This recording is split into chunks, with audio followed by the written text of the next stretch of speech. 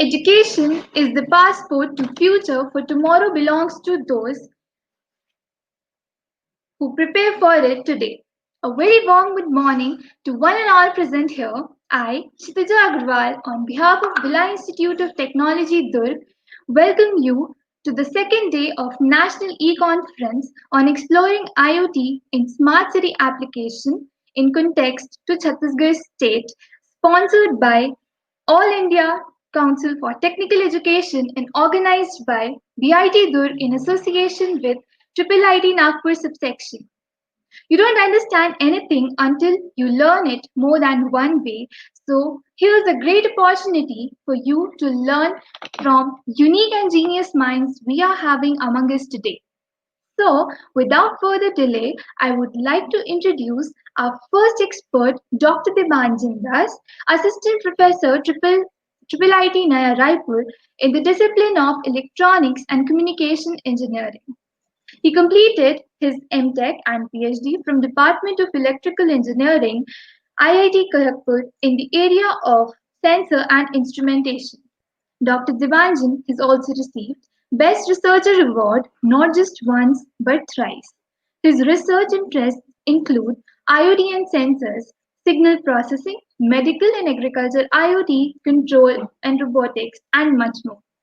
He is also an active member of IEEE and IEEE Engineering Medical Biology Society, IEEE Instrumentation and Measurement Society of Biophysical Society. We welcome you, sir, and are very honored to have you. Now, I hand over the session to you. Okay, thank you, Vidya, for your nice introduction. Uh, Hope my screen is visible to all of you. So first and foremost, thank you, the organizing committee of this National E-Conference on exploring IoT in smart cities application, and especially in context with the Chhattisgarh. And special thanks, Manisha ma'am, for inviting me and sharing some of our work that we are doing in our group under this area of this IoT. And on that context, the today's topic, as already introduced, that is that is smart healthcares. Okay, so here we'll see from the traditional healthcare to the smart healthcares, which is actually leading us in healthcare CPS, which is coming in the vision with this industry 4.0. Okay, so let's see what is the total outline of my presentation. We'll at first we'll see from traditional healthcares, and then from the how this smart healthcare is coming. Okay, then we'll see the characteristic of the smart healthcares, then basic component of the smart healthcares, then we'll discuss certain examples, then the challenges which is still remains, along with the conclusion and the future directions. Okay, so as all of you know, when we discuss about the or when we talk about the smart cities, right? So one of the first and foremost or the major verticals under this smart city, the facility is that healthcare. Okay, so healthcare is a very essential things on that context. Okay, so if you see the traditional healthcare system, okay, so where you will find the patient not only the it attached to the doctors, he has to visit different means the entity or a stock holders of that system. Okay, so and most of those cases this is the physical presence is needed. Okay, and stockholders may not interact to each others, and may not it may not be personalized.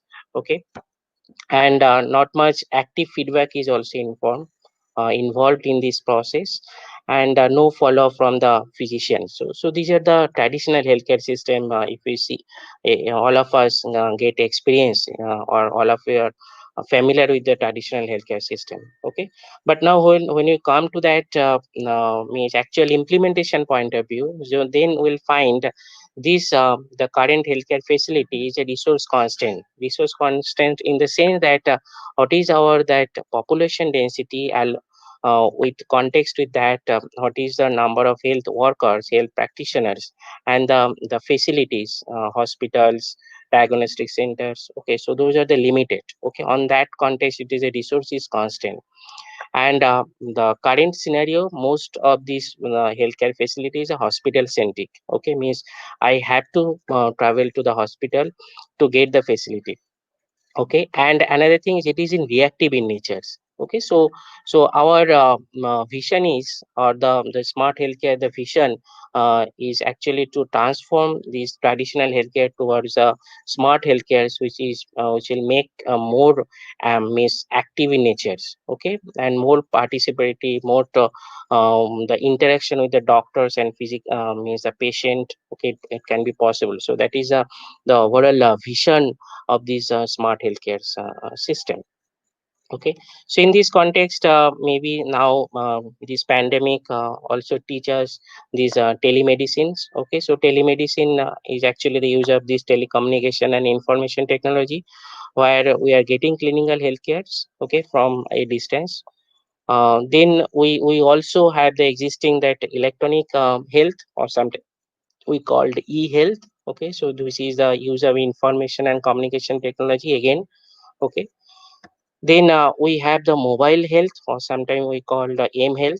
Okay, because nowadays all of us carrying the smartphone, and a smartphone consists of lots of sensors, or even we can attach some additional sensors to get some of our the health parameters. Okay, and based on that we can have certain diagnostics. Okay, there's a different new platform also came on or in this time period under this mobile health. Okay, then we have a connected health, the concept that where individual things in that in our city or in our locality, they are connected. Okay, means the hospitals is connected with the pharmacy. Okay, then the diagnostic center is also connected with the hospitals. Okay, so all the report sharing, all those things, means the medicine delivery, all those things we can get it. Okay, so this is comes under the connected health. Okay, so we have seen that so far we have telemedicine, means telehealth. Okay, or the telemedicine. Then we have our electronic health. We have our um, mobile health, then connected health. Okay, so these are the separate entity. Okay, maybe already exist. Okay, so now when we combine all those features, okay, so then we achieve the smart health. Okay, which you will find that one of the major driving or that smart health is that internet of medical thing, or sometimes we call this IOMT. Okay, where all the stakeholders, they are connected in a single platform. Okay, and what is the objectives? To objective is to achieve the quality and sustainable healthcare with a limited resource. Okay, so that is our major objectives under this smart healthcare. Okay, so there is a means already maybe all of you are, or some of you are using like fitness tracking, then headband which is having the neurosensors. Okay, which can map the brain activity, our sleep pattern, disturbance, all those things. Okay, and along with this handholding, the lots of implantable wearable medical device also came into the pictures. Okay, so all those means along with this the IOMT. Okay, so there is a other different technology also the is emerging, and it is also advancing rapidly. Okay, the technology like the wearable technology, technology like implantable, technology like the flexible. Okay, because you want to attach something or the electronics or the sensor on your skin, so need to be some kind of flexible electronics is required. Okay, maybe we are attaching the sensor in our cloth. Okay, so then we require the technology of the textile technology. Okay, but that way coming with the e-textile. Okay, electronics textile. Okay, so the different other technology part also coming in with the handholding of these IoT, and through this we want to achieve this smart healthcare. Okay, so in a brief, what is a smart healthcare? So already we have a conventional healthcare. Okay, so in addition that you have the lots of other body sensors that you are involving. Means through this you are measuring the different physiological and biological condition state of that patient. Then we have a smart technology. means how you are means sending the data to the next stage. Okay, so that you have the different technology on that. Then you have a information and communication technology for your communication, networking, all those aspects. And on top of that you have this artificial intelligence or the machine learning. Okay, so the along with the conventional tech healthcares, when you're adding these four component, then we are achieving the smart healthcares. Okay, so in smart healthcares, we generally we know these two terms as internet of medical things or internet of health things. Okay, so along with, now when we have all the data in my cloud or server, okay, so then I can say that I am providing the healthcare facility from my cyberspace. Okay, so then with that, it came the term that healthcare cyber physical system or HCPS. Okay, so when you talk about the smart healthcares, okay, so is now people are now that people are moving towards this the healthcare cyber physical system or HCPS. Okay, so the what is the motivation or what is the vision of this healthcare cyber physical system, that to connect the patient and doctors directly. Okay, so that we can achieve the patient specific care with context to that enabled the past health record. Okay, and doctors also can real time track and intervene on the patient whenever is required. Okay, and along with, we can see the technology point of view, it is a data driven health prediction. Okay, so there is a lots of application of this machine learning, artificial intelligence is involved. Okay, then we have we can have the evidence based guidelines which can helpful to incorporate the local intelligent in future machines. Okay, and along with we also having the inter device communication and synchronization. Okay, so through this mechanism, we can see the patient and doctors, they can directly talk to each others. Okay, so means, and for that you might not require to visit the hospitals. Okay, or doctors from the remote distance also, they can see that the patient health record, patient health status, and immediately for any emergency case, he can or he or she can intervene. Okay, so that is overall the goal of this healthcare cyber physical system. Okay, so as I mentioned, the major key enablers is that wearable medical devices. Okay, so the different wearable devices, already some of them are already available commercially, some of them are under research level, some of them are on the development phase. Okay, like the headband with embedded the neurosensors. Okay, so this is available.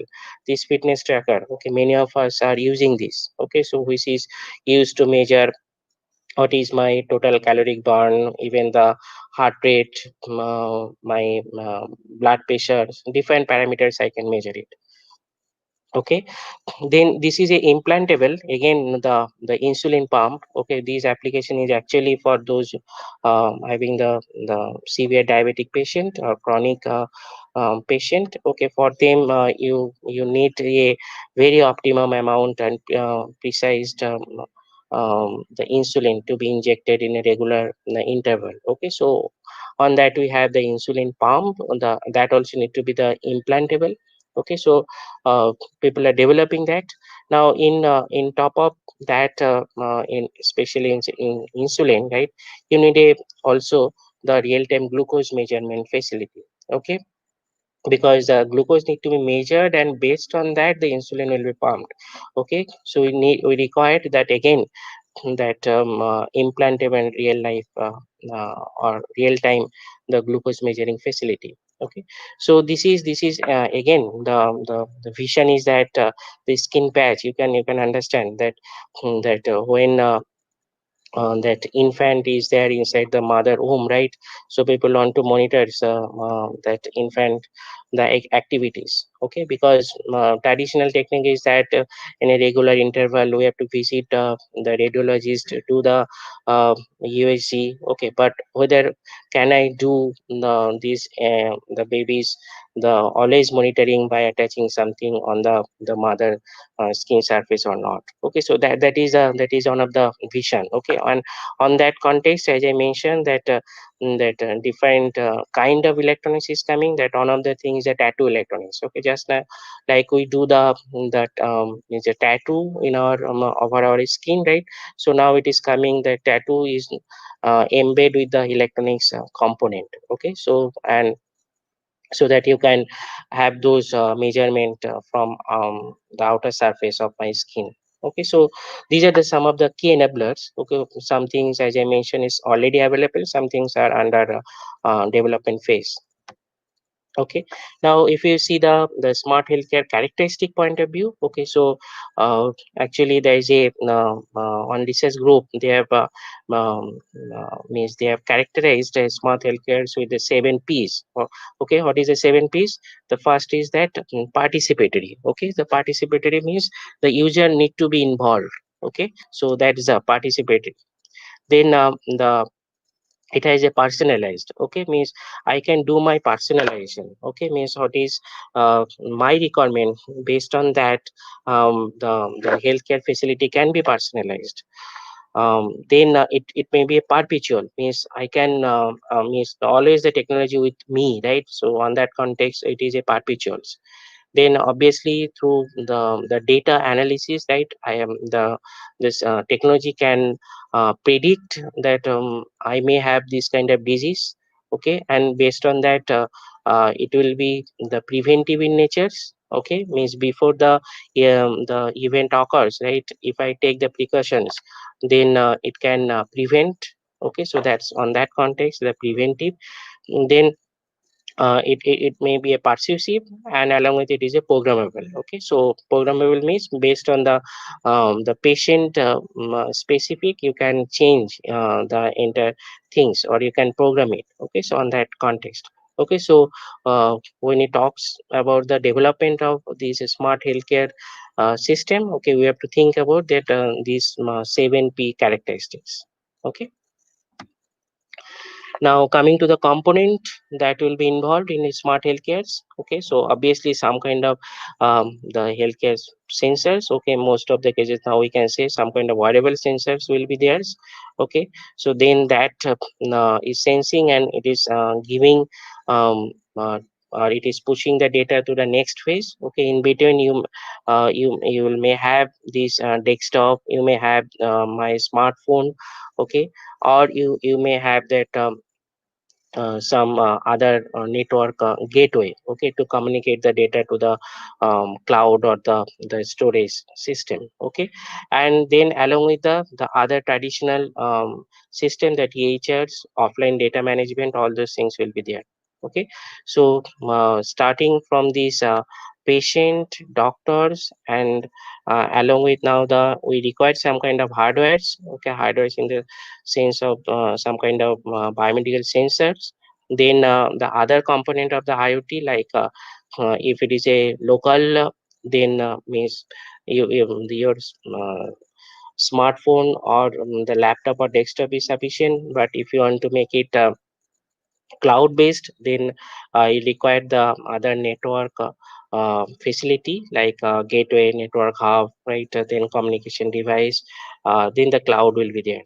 Okay, so the component, as we can say, it is a collection of medical sensor device, healthcare database, and application. Okay, because when you are means when you're checking the EHR, right, it should have the again the communication with the database. Okay, so that's why database is also part of this smart healthcare.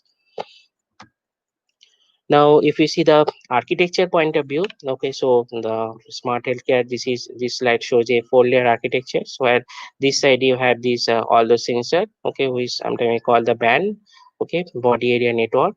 Okay, so then these sensors is communicating through the gateway for my personalized application. My mobile phone or tab or laptops can be a gateway. Then you're sending the data to your cloud, okay, where your this decision making is happening. Okay, so means where you're deploying your algorithm to analyze that data. Okay, and then you have the remote access those information. Okay, now in access point of view, the maybe the doctors is getting, then the other emergency service is also connected to this, and even obviously the patient is also, means patient family persons also connected. Okay, so this is a folder architectures. Okay, this side again, this is a body area network. Then you have the user interface. Okay, user interface means the gateway, I can say. Then this is the cloud. Okay, black box means here your entire model you're deploying, right? So that's why we mentioned it is a black box. And then finally the conveying that the information after the analysis or the decision. Okay, so that's the remote access. Now, from the sensor point of view, if we see from the head to toe, okay, there we have a different sensors. Okay, now come if you see from the wearable point of view, we have a different wearable sensors, like from the headband to the toe insole sensors. Okay, means all the part. Now we have different kind of healthcare sensors. Okay, so we can attach it and we can monitor the different activities. Okay, for example, if I want to know that. That um whether the person, the what is a sleeping pattern. Okay, so even I can have a smart pillow. Okay, so the smart pillow will measure that my sleeping pattern, and it will uh, uh, give that entire 1 week that what is my sleep behaviors. Okay, so and then we have that heart patch. Okay, which is actually measuring the heartbeat and the ECG information or the heart condition. Okay, no, so different kind of sensors is involved. Okay, means so that's why, as you mentioned, from the head to toe, you can attach different wearable sensors. Okay, and you can communicate in this healthcare facility. Okay, now in a smart city context, this crowdsourcing is one of the another kind of data. Okay, because as you mentioned, when you're taking the decision, the data is first and foremost things. Okay, so one of the way to get the data is through the sensors. Another way is this through the crowdsourcing. Okay, because nowadays we can see in our pandemic also taught us that how this crowdsourcing is important. Okay, because these are that Aragosha app that we are using, right? That is also, that is one of the application of this crowdsourcing, right? So these also helping us to find the contact tracing, all those things. Okay, so in smart city context, the crowdsourcing is will play a major role. Okay, but obviously that will be a voluntary basis. Okay, because based on that we can have different other application. Okay, we can design different applications. So I'm not going to discussion that what are the things we can do, but the overall point is that in smart city, the application, the crowdsourcing is going to play a major role along with the physical sensors. Okay, so if you see all those things, so that our future ICU bed. Okay, so that may looks like this. Okay, so these what will be the additional part. Okay, the conventional ICU, already we have different physiological, then electronic health records, the questionnaires, right? All those things is present, right? Now along with we are now attaching some kind of vision like a camera. Okay, some other wearable sensors, like here if you see that the patient is lying on the bed right now, from a central location, I want to know, I means obviously that health workers want to know that what is the patient movement. Okay, because many times it happens it when this patient wants to move out from the bed, right? So they fall down. Okay, so the lots of accident happen, or lots of the critical issue appears on that time. Okay, so we need to have some kind of system, okay, which will um, get always connected with the nurse and the doctors, that what is the patient status, right? So means like different other things, what is this facial recognition, means from there we can have this, the pain level. Okay, the pain monitoring, the other activity monitoring, right? All those things we can monitor it. Okay, so this is the future ICU bed that we can visualize. Okay, so ultimately what we are achieving through this, it's provide the better and more personalized health service, okay, which is the major means objective or the goal of this smart healthcare. Right. So now we'll see, quickly we'll see certain specific examples under these smart healthcares.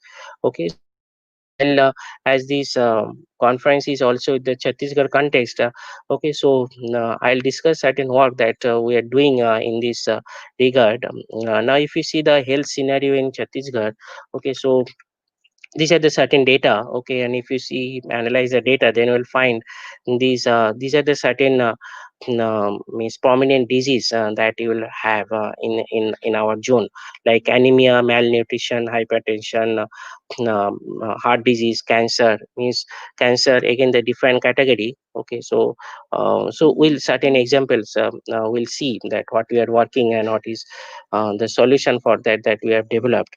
Like if you see the first the anemia, if you see the anemia epidemiology point of view, you'll find the globally anemia affects 1.62 million people. Okay, and if you see that our Chhattisgarh state data, then you'll find nearly 41.5% daughters and mothers in Chhattisgarh suffer from this anemia. Okay, so now if you see that traditionally how this anemia is detected means that people go for these complete blood tests, and from that they measure the uh, hemoglobin level, right? So now if you see these traditional techniques, it is a invasive, okay, because you are drawing the blood from the patient body, and then you're after that you are sending the blood to the pathological lab, right?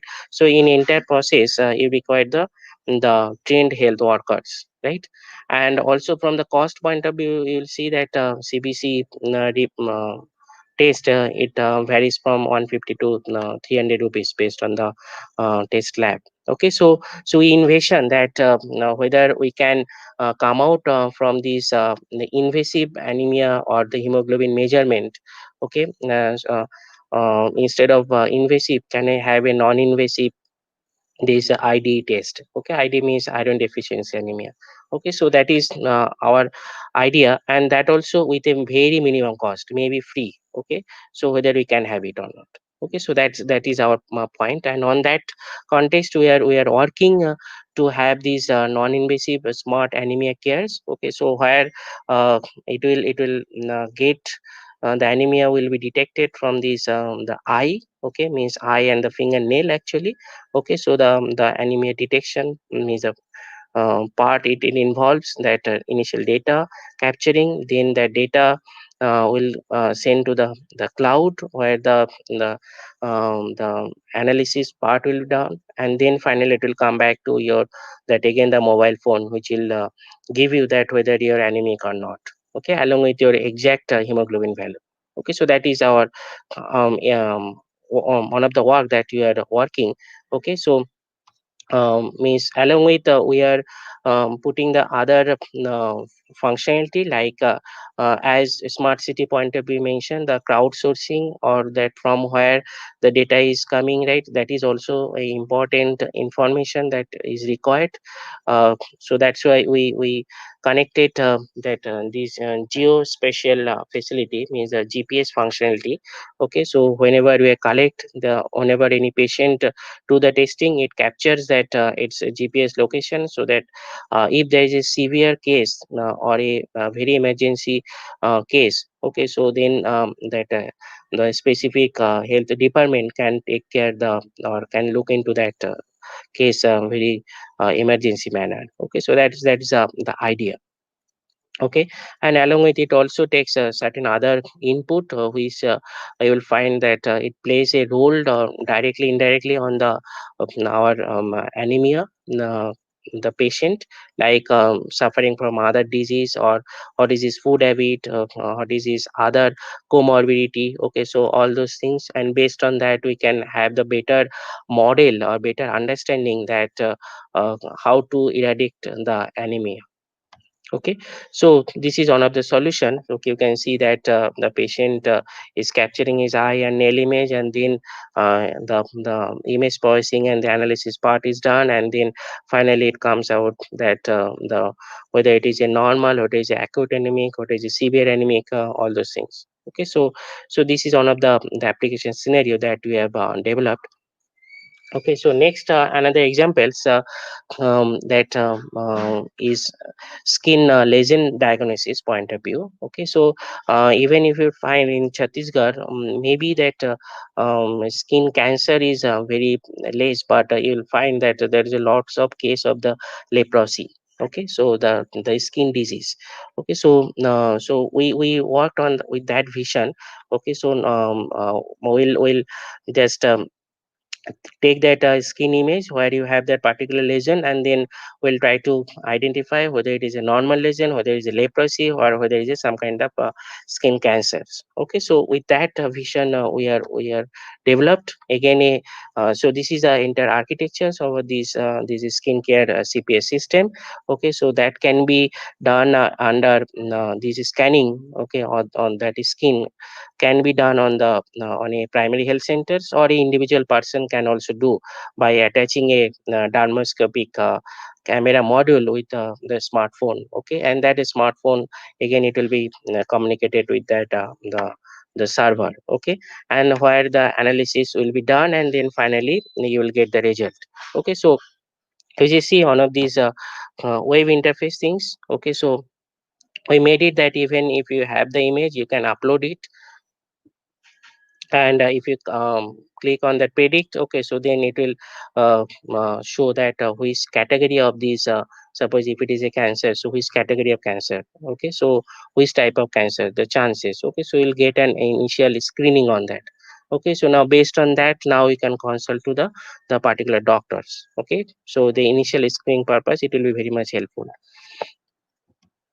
Fine. So next, another examples. You see then in smart city application. So you will find these the geriatric healthcare. Okay, geriatric healthcare means those who are the above 50 or above 60. Okay, uh, means this category of the people, right, above 60 years old. The category of the people, right, for they need a special assistance, right? But as you see in our society, in our family also, the family is shrinking, right? So you will not get any specific one person who will look after those older people, right? So you need some kind of knowledge, some kind of assistive system. Okay, so that's again the idea. Okay, so now what are the problem that we're addressing here? So one of the things you'll find these uh, older people, right, is though they are very often they fall down. Okay, so they may fall down on even inside the bathrooms. Okay, so we may know that different case on that regard, right? And those sudden fall causes lots of health injury. Okay, even sometimes instant death. Okay, so it requires that emergency health the service. Okay, so that is one of the solution we made it. Okay, so this is not only this is a the initial prototype, later it has packaged. Okay, so this developed by some of our student. Okay, so they tested under different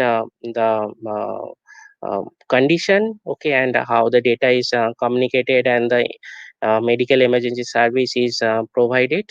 Okay, so now we are means we are working to make it not only for any kind of fall. Okay, means we are mapping with this uh, with the case of the epilepsy. Okay, maybe you know that epilepsy is one of the neurological disease. Okay, so for epileptic patient, we again required this assistive device. Okay, so we are um, developing a technology on that context. Okay, and last another examples, I'll show that now you see that means all of our working style is by most of the times by sitting at office or at home. Okay, so now the lots of other health issues coming on that. Okay, health issue means what is my the what kind of a stress I have in my body. Okay, stress I'm talking about, not the mental. Okay, the physical stress. Okay, so then we have lots of other issue on our spine, because if you visit any hospitals, you'll find there is a lots of these spondylitis orthopedic issues are involved. Okay, so we required again some kind of health assessment tracking system, okay, which will can give me that what is my mental, not mental, physical stress. Okay, and suppose in entire day I am sitting on my chairs, okay, so whether that sitting posture is correct or not, because that is directly influenced on my the back pain, okay, or the spondylitis. Okay, so then based on that I can rectify my the posture, I can rectify my habit. Okay, so this is some of these applications. Okay, and in this application you'll find this smartphone is also coming to the pictures for directly gathering the data and taking the decisions. Okay, now if you see that certain challenges under smart healthcares. Okay, so the first challenge, we can say that as a user at the integral part, because this entire smart healthcares is for them and for by them. Okay, so the moment the user is directly involved, okay, so that is a lots of issue or the challenge, that identity threat. Okay, then unique identifications. Okay, so many people are suppose wiring the feedback, right? So how I am identify that these data corresponding to which persons. Okay, so the unique identification is also another important things. Now we have the other, because when you are talking about the healthcare data, okay, so the data privacy and security is very essential. Okay, not only data, the device security, because as the wearable sensor will also be involved, implantable sensor will involve, so that may be the hardware level or device level also that can be hacked. Okay, so that also need to be secured. Okay, so these are the certain challenge, okay, so that we have to overcome to get it a perfect solution under this smart healthcare. Okay, the other challenge from the data and model point of view, see the data need to be very quality need to be the means 100%. Okay, so but there is a challenge that reliability of the data, the validity, the objectivity and the completeness.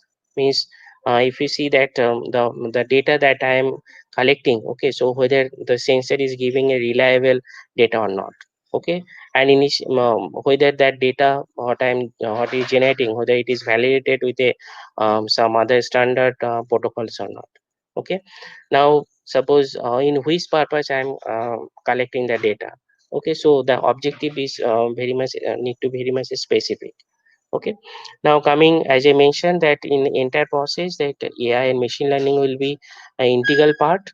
Okay, so the moment the machine learning things will also be involved. Now in practical implementation point of view, you'll find there's a lots of issues. Like first of all, this machine learning model, they are highly computation resource um, is required for that. Okay, then when we'll have the defined type of data, right, and then they may have the class imbalance issue, and obviously we need a large amount of data. Okay, and okay, so maybe we have come out some kind of model. Okay, means after resolving all those issue. Okay, under this machine learning point of view.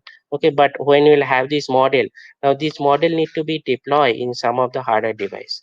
Okay, so the when you're thinking about deployment, okay, so then we have a problem with the resource and energy. Okay, energy means that computational energy, resource means whether the model will run on that particular platform or not. Okay, for example, I have developed a model, machine learning model. Okay, can it be can I bring it on my that user end, what are the suppose the smartwatch that I'm wearing. Okay, can I build make bring that model or deploy my model on my smartwatch or not. Okay, so those are the certain challenge, still it is there, so that we have to resolve. Okay, now in context with the healthcares, we have another the trade-off that we have to do, edge and cloud computing. Okay, so far we have mentioned that the analysis is happening on my cloud side, means you're sending your data to the cloud, and your data analysis part is happening here. Okay, and after that the decision is conveyed to the doctors, right? But this process may take some is capturing, then communicating, then through this network it is going, and then the server again it is coming back, like. So this entire process may take say lots of time. Okay, but in healthcare point of view, in emergency situation, we can't, maybe sometimes we can't means spend that much time. Okay, so then there it comes that whether I can do my this analysis on my edge or not. Okay, on that context we have these end. Okay, means directly on the end user point of view. End user means where my end device. Okay, means my, suppose heart rate point of view means where my heart rate sensor is involved, there itself I can do or not. Okay, so if I can't do, because you'll find that there is a minimal computational resources available. Okay, I can't do all those things. Okay, so then the next stage on the edge means on the gateway, whether I can do on my gateway or not. Okay, so yes, we have to develop some kind of model which can be deployed on the gateway.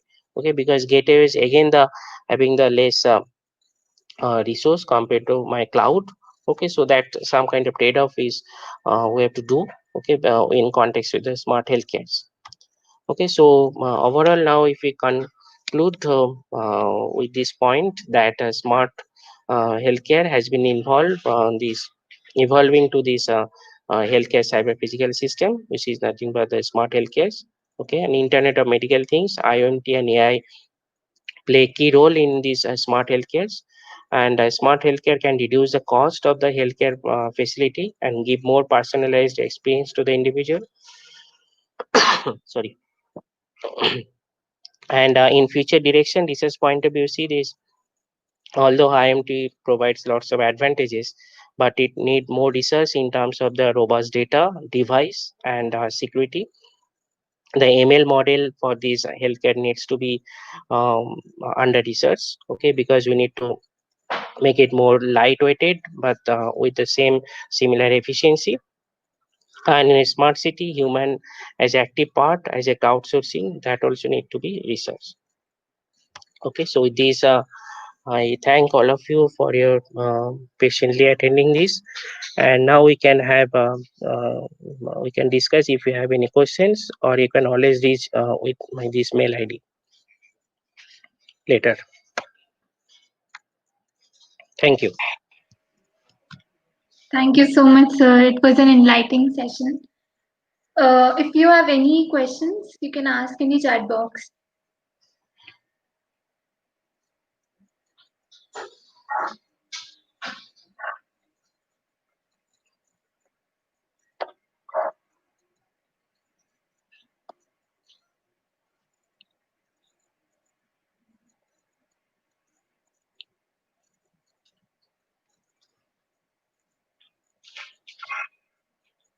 So I think we can drop your mail here so that if anyone has doubt, then he or she can ask Okay, it. fine.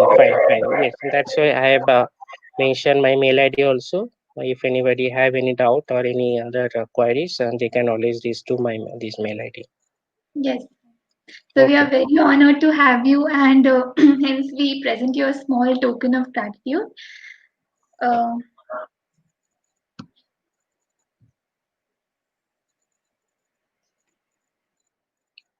Okay. Thank you. Thank you, sir.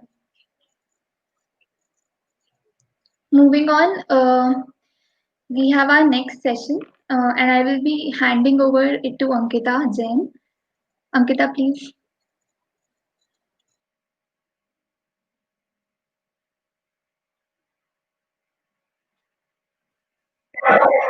अंगूठा पर connecting install करेंगे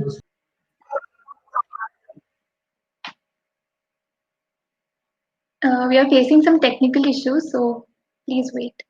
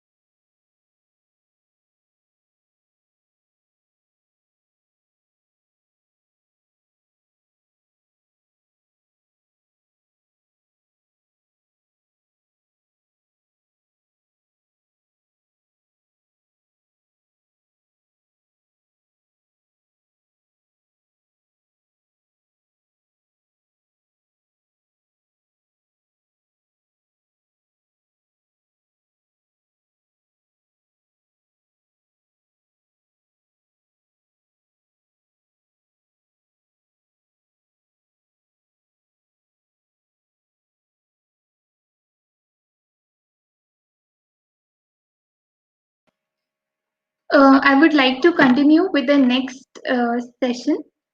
Uh, I will introduce you our next session expert, Dr. Anita S. Divakar, designated partner at IEEE at AIEE EdTech. Madam did her PhD in Educational Technology from IIT Bombay and completed her bachelor's and master's degree in Electronics Engineering. Dr. Anita has 28 years of teaching experience in engineering education, 9 years in research, and 8 years in industry. Madam takes pride in being an IoT educator and co-chair in IEEE Bombay Section Educational Activities Committee. Dr. Anita has also received Best Paper Award and Global Online Laboratory Consortium Best Online Virtual Laboratory Award for 2020. Now, I would like to transfer the platform for further continuation of the session. Please, ma'am.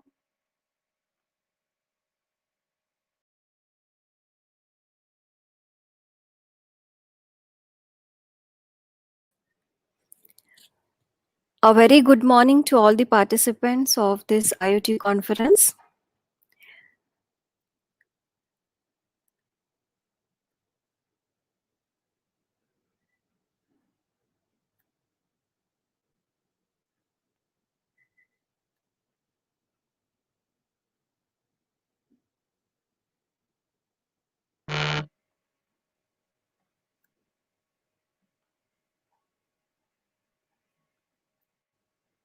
I'm sharing my screen now.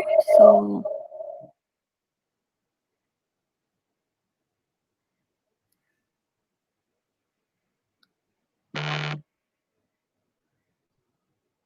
Ma'am, you can share your presentation.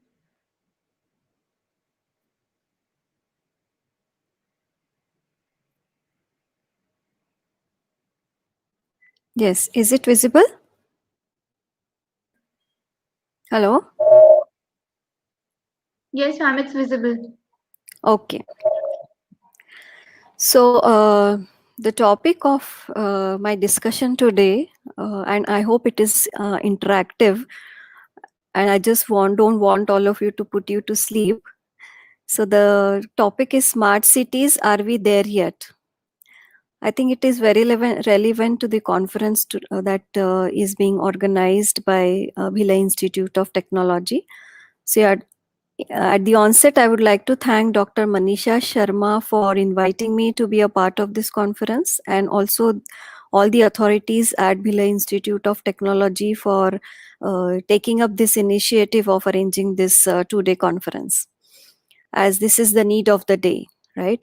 This smart city buzzword we have been hearing since many years now. So I'll be exploring some of the questions, like what makes a city smart, who decides whether the city is smart or not, what are the parameters that specify the smartness of a city, what are the different smart cities, then how does IoT help in making the city smart, what are the challenges, and how we can overcome these challenges. So now there are lot of definitions that have been given by people around the world for the smart city. So I'll be just explaining of one or two of them. So a smart city is an innovative city that uses ICT and other means to improve quality of life, provide digital connectivity, increase efficiency of urban operations and services, and enabling better decision making. And all this while ensuring that it meets the needs of present and future generations with respect to economic, social, and environmental aspects. So this is one definition that has been given. Another definition says that a smart city is a use of smart computing technologies to make the critical infrastructure components and services of a city. And these are all the infrastructure components and services like administration, education, healthcare, public safety, real estate, transportation, utilities, more intelligent, interconnected, and efficient. So the combinations of these three elements, that is smart technology, smart people, and smart collaboration, makes a city smart. One more definition says that a smart city is an urban area that uses different types of electronic methods and sensors to collect data. And insights gained from that data are used to manage the assets, resources, and services efficiently. This data is used to improve the operations across the city, and the data includes the data collected from citizens, devices, buildings, and assets, and then it is processed, analyzed to monitor and manage all these different components like traffic, transportation systems, power plants, utilities, water supply, waste, crime detection, information systems, schools, libraries, hospital. So all the aspects of a city. Now, coming back to now, how do we know that a particular city is smart, or who decides whether the city is smart or not? So, at the national level, I think all of you must have heard about this Smart City Challenge, which has been running under the Smart City Mission run by the Government of India. And at international level, there are many international bodies which carry out surveys at some point of time in the year, and then give a report on what are all the smart cities of the world.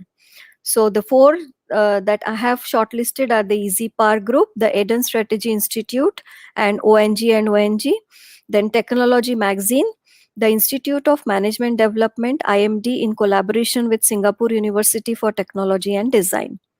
Now, naturally, see, each of these bodies, they use different parameters for deciding the smartness of a city, right? So first we will see the nationals. At the national level, the National Smart Cities Mission is an urban renewable and retrofitting program by the Government of India, with the mission to develop smart cities across the country, making them citizen friendly and sustainable, right? The Union Ministry of Urban Development is responsible for implementing this mission in collaboration with the state governments of the respective cities. So initially there were 100 cities with the deadline for completion between 19 and 2023.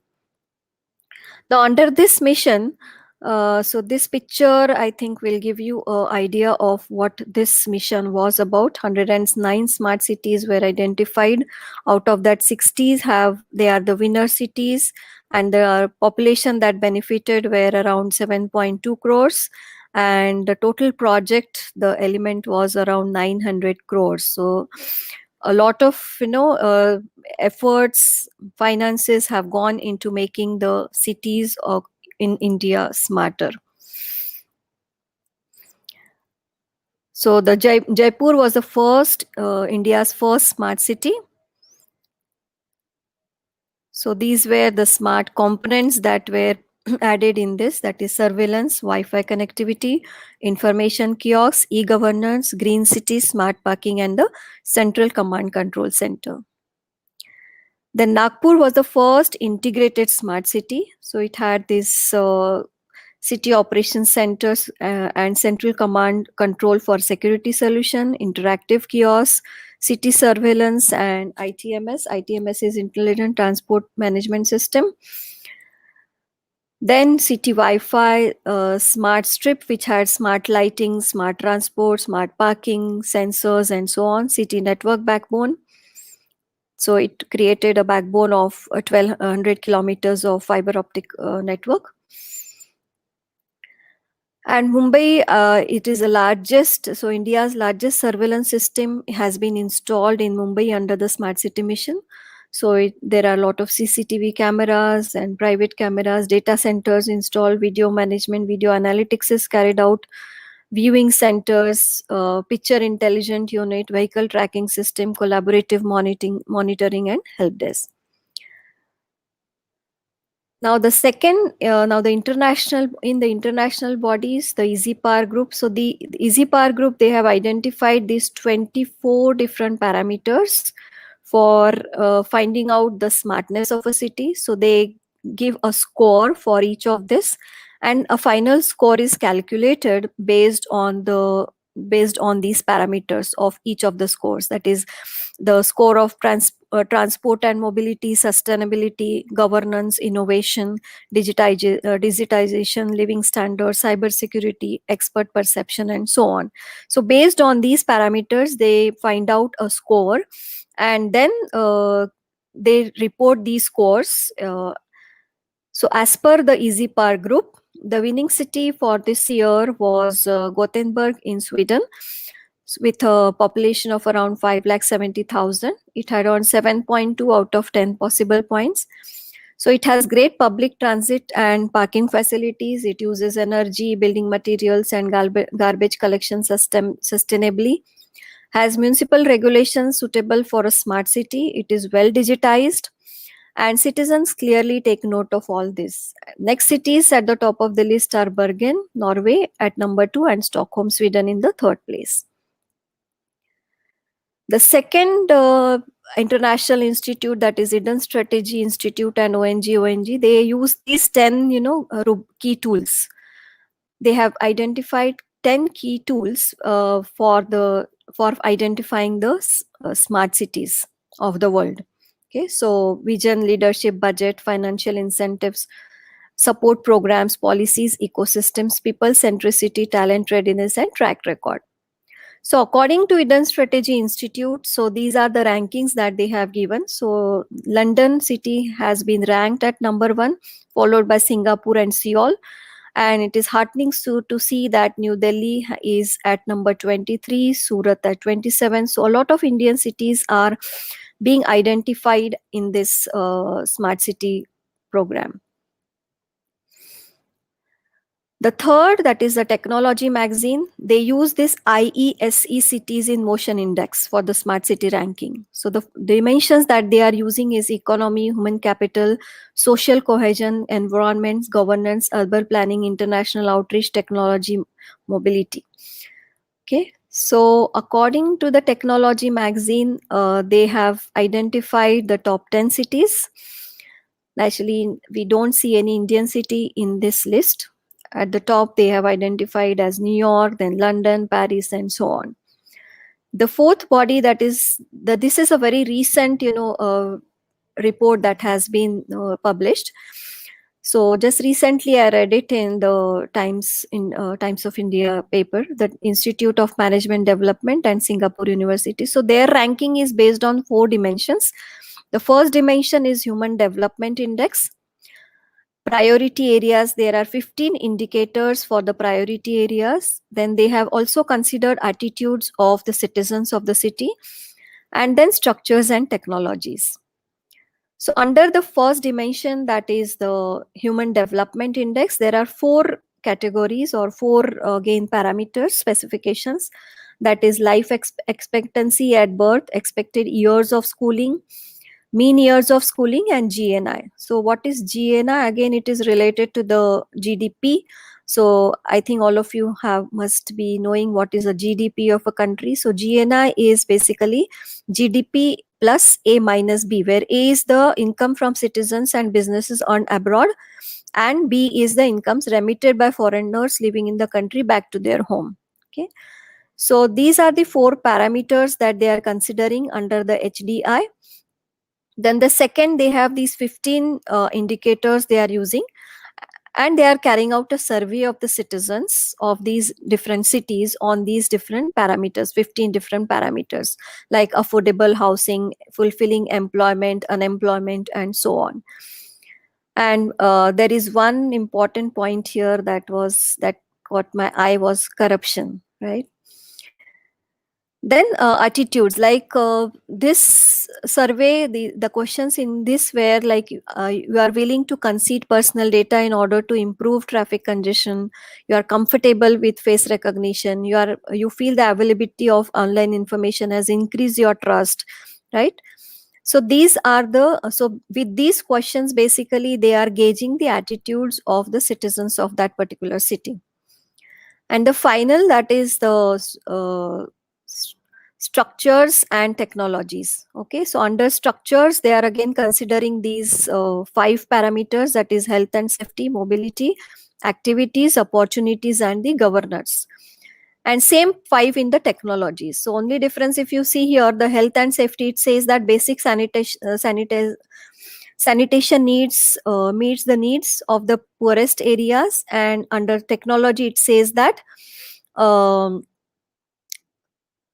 it gives about the various website and applications, CCTV cameras, so how technology is used for ensuring the health and safety of the citizens.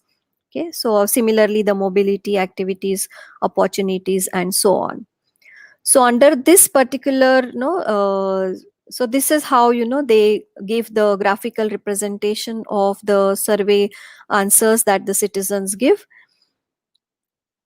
for the structures and the technologies. And Mumbai, in this particular ranking, Mumbai was ranked as the 93rd city, and these are the various results of the surveys. So this is on the first dimension, that is the HDI, second dimension, that is the priority areas, third, that is attitudes of the citizens, and fourth, that is structures and technologies. So this Smart City Index 2020, Hyderabad was placed at 85th position, New Delhi 86th, Mumbai 93rd, and Bangalore 95th. And the top 3 cities were Singapore, Helsinki, and Zurich. Okay, so now time for interaction. I hope it is fine. Hello? Hello? Yes, ma'am. So I'm just going to present one question on Mentimeter so that I get a feedback from the participants. Okay? Yes, ma'am. Yeah, so you can see the question. Um, yes, ma'am. Ma'am, can you make it a little bigger? Is it visible now? Yes, ma'am. So all the participants, they need to go to www.menti.com and use this particular code, that is 5291795, and they have to answer the questions. Should I type in the chat window maybe? Ma'am, I'll just show it to them. Or I will just, Code. this is the code.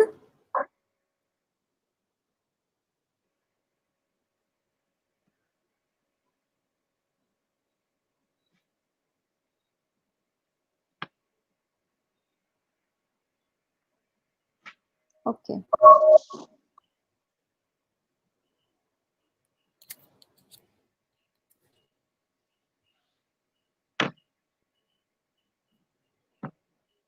Is it visible? Ma'am, it was visible earlier. Okay. तुम लोग यहीं बैठोगे? Okay, so we are getting the responses here.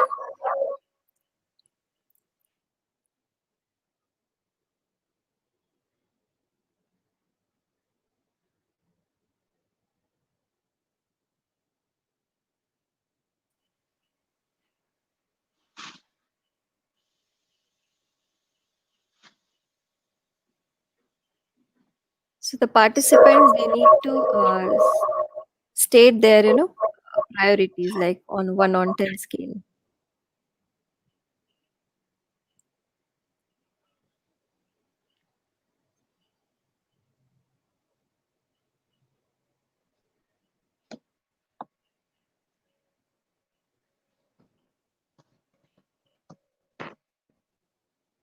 So I'll just give 2 minutes for this.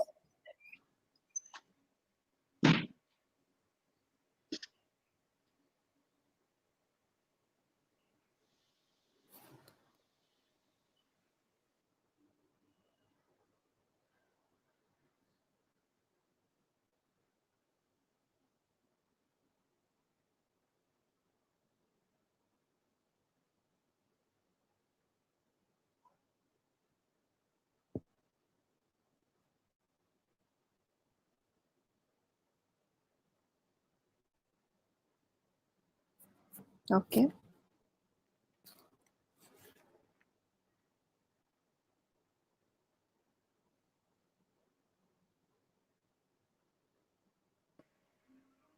Ma'am, there's a question for you.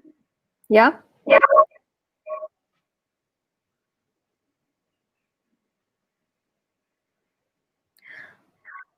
Should we take the questions at the end or now itself? Ma'am, whatever, according to your convenience. I believe, like, let me finish, and then at the end, maybe 5-10 minutes, we can have the question answers. Okay, sure, ma'am. Okay. Hmm. Because the presentation is not yet over, so maybe some of the questions might get answered during the time Okay, of okay. the, yeah. Yes. So that's okay. So I think we have got responses from 25 participants. So if you see, like, the highest weightage is given to the connected public transport, so around 9.1, that is the average. Then traffic monitoring and management, water level or flood monitoring, and so on. Okay. Similarly, there is a high score for the smart water or electricity metering, air or quality pollution monitoring, and so on. Okay, so now why this activity was, why I involved you people in this particular activity? Because earlier I said that there are so many, national and international bodies that decide the smartness of a city, right? So my views on this is that, see, what constitutes a smart city such as Dubai, where technology and luxury are part of the goals, is not comparable to a city in India where there are major socio-economic challenges or major pollution challenges, or for that matter, a city in Japan where the population has aged much faster than in other countries, right?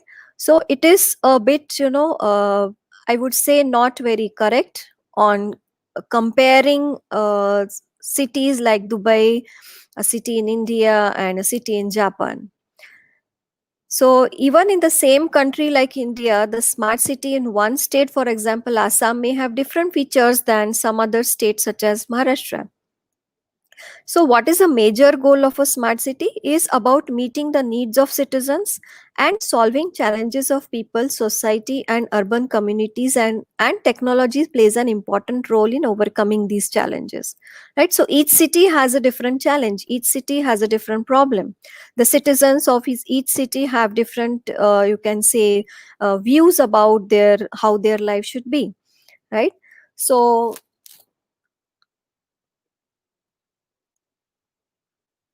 the smart city is like, so basically it is a place where, the citizens, they are participating in the activities of a city, they are happy living in that city, they feel that their problems are being solved by the governing bodies, and technology is acting as an enabler for making these cities smarter from the perspective of the citizens of each of the city. Okay. So now we will see. So now we are saying that technology can enable these smart cities become smarter, right? So now we will see. Now, whenever we hear this word smart city, IoT has been, like they feel like they are the two, words of the same coin, like Internet of Things, smart cities, Internet of Things, smart cities. So smart cities and Internet of Things, they have been going hand in hand since lot of years, right? So coming back to Internet of Things, so it is a system of interrelated interconnected objects that are able to collect and transfer data over a wireless network without human intervention, right? Again, another way of putting Internet of Things, it's like a scenario in which everything, right? There are things, and everything is provided with a unique identity and is equipped with ability to automatically transfer data over network without human to human or human computer interaction, and everything is connected over the internet protocol and interacts on a predefined logic. So it's like, each and everything, right, is connected over the internet.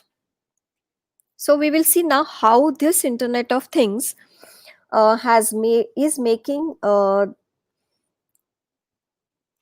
life of citizens better, the quality of life, improving the quality of life. Again, now I have another question for you all. So I just want you to answer this question.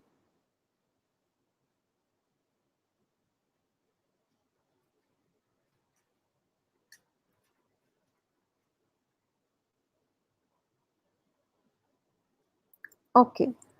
So what problems are you facing as a citizen of city? So I think this was the question that was put in the question, the chat window just a few minutes back. So what are the problems that you are facing as a citizen of your city? Because I believe that, this today in today's conference, there must be participants from different cities, right? So what is it that you feel is a problem as a citizen? You can just type in, you just use the same code and type in your answers.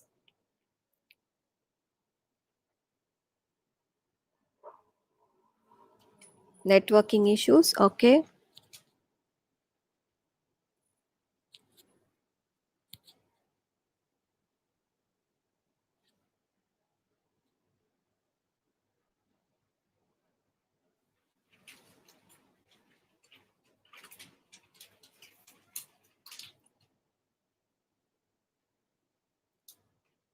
Is the question visible? Okay, congestion, pollution, roads, okay.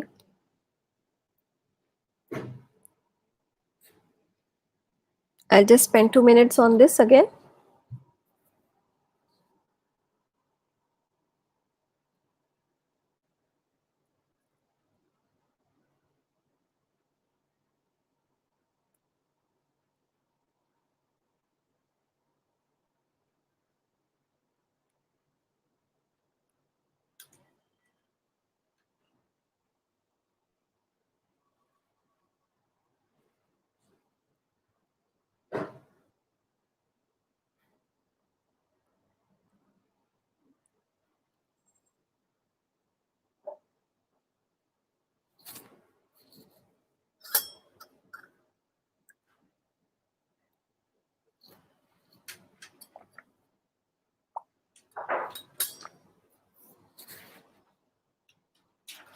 Yeah, so a lot of good answers are coming.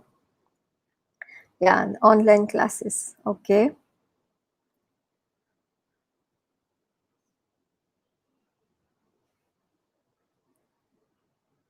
So most of you are saying that traffic is a problem, networking is a problem, pollution, electricity problems, yes.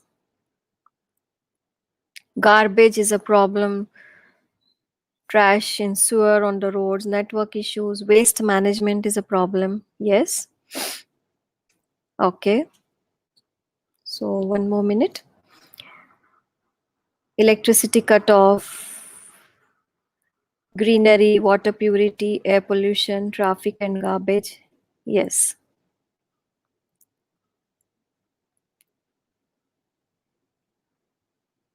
Okay.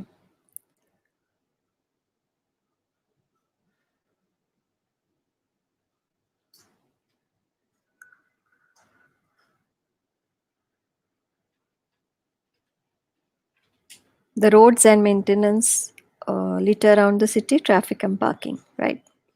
So thank you very much for your responses. And I believe that we are in line. So the problems that I have identified, yes, yes, cattle roaming on roads, right.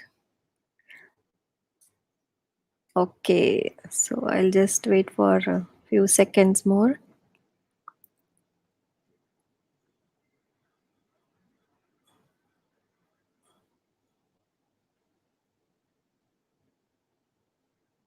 Okay, someone is saying Bijli Vibhag, right?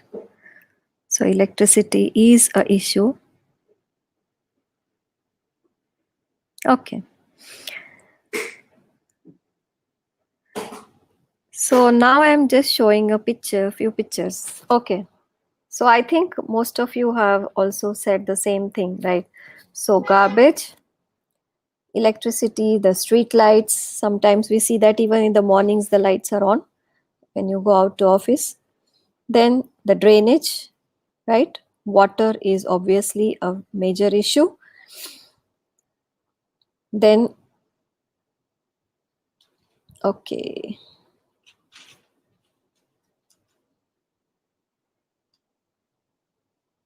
Yes, and these are the other problems that I think most of you are aware. The roads, the condition of the roads, and here in Mumbai, like during the rains, we have this, tree falling problem, the cattle on the roads, the stray dogs, and so on, right? So I believe that, so we will see now how these, can be, how IoT can play an important role in solving these problems, the Internet of Things, right? So this picture is basically showing how you can have a smart, garbage management system which can solve the problem that we are facing of the garbage lying on the roads. Now again, I believe that citizens have a very important role to play here, right? So we see that currently in our city at least we have this, we have to segregate wet waste, mixed waste, dry waste, and hazardous waste. So we have to separate these, and these are color coded, and we have to put the waste according to the color codes, right? So this picture will now show you how it can play. So the garbage is, so these are the garbage bins which are they're present in different parts of the city, right? So there can be this garbage level monitoring systems, right? So these monitoring systems can be connected through some protocol, okay, to the location, and then this can be sent to a centralized control center, right? And then according to the level of the monitoring level, a particular vehicle can be sent to that particular place where the garbage bin is full, right? And then this vehicle tracking and scheduling system can take care of the different vehicles that are used, and then this can be no then we can have a public redressal system wherein people can send data to the control centers specifying that suppose that in their particular area the monitoring is not working, they can send the data, okay? And then based on all this, then accordingly this can be so it can either go to a garbage processing plant, or it can go to uh, go to this depending on, or a recycling plant, so depending on, or a shedder plant, so depending on what is the type of the garbage or the waste that we have to handle, it can be the particular vehicle can be sent to the different units, right? So this is how IoT can play a role in the waste management.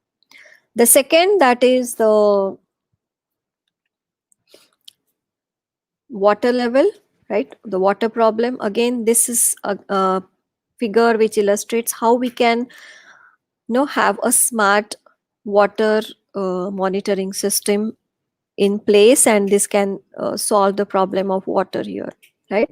So there are hydrological monitoring for rivers, so water level reporting, water quality reporting, and there can be a video backhaul, okay?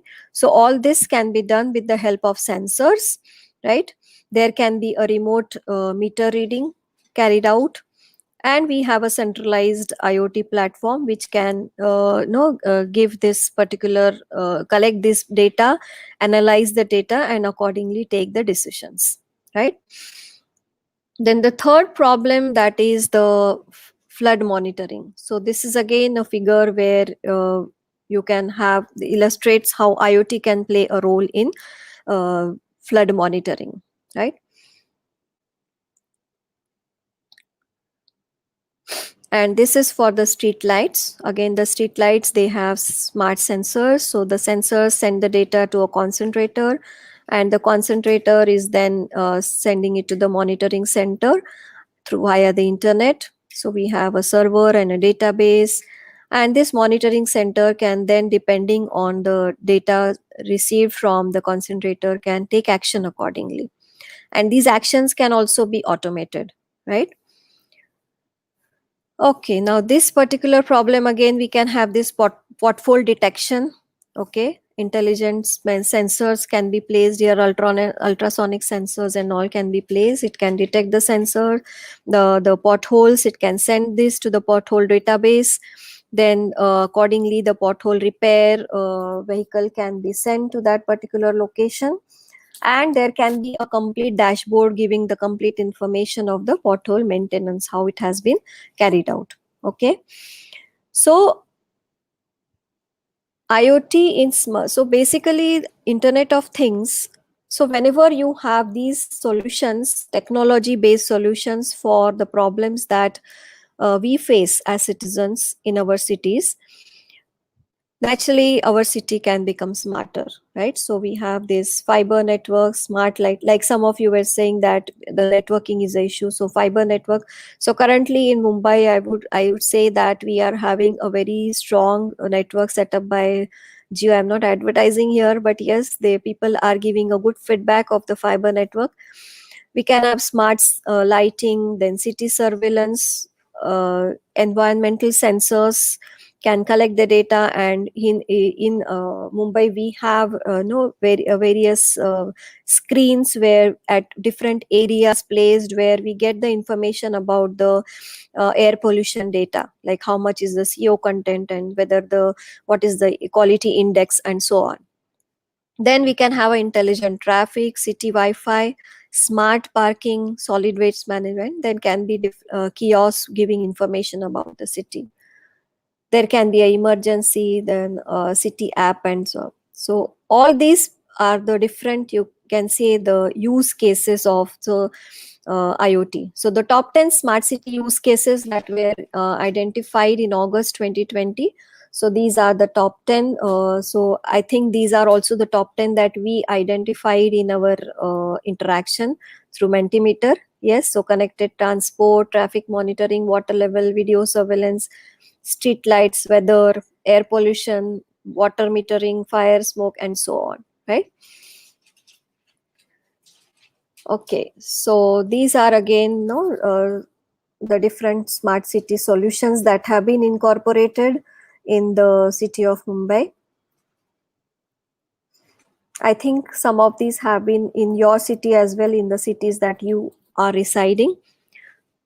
Like just the presentation prior to this was on smart healthcare. I think professor has explained it in details, how we can have a smart healthcare solution based on IoT, right? So this picture actually gives a complete, we can say, overview of what can be the IoT applications in the smart cities, right?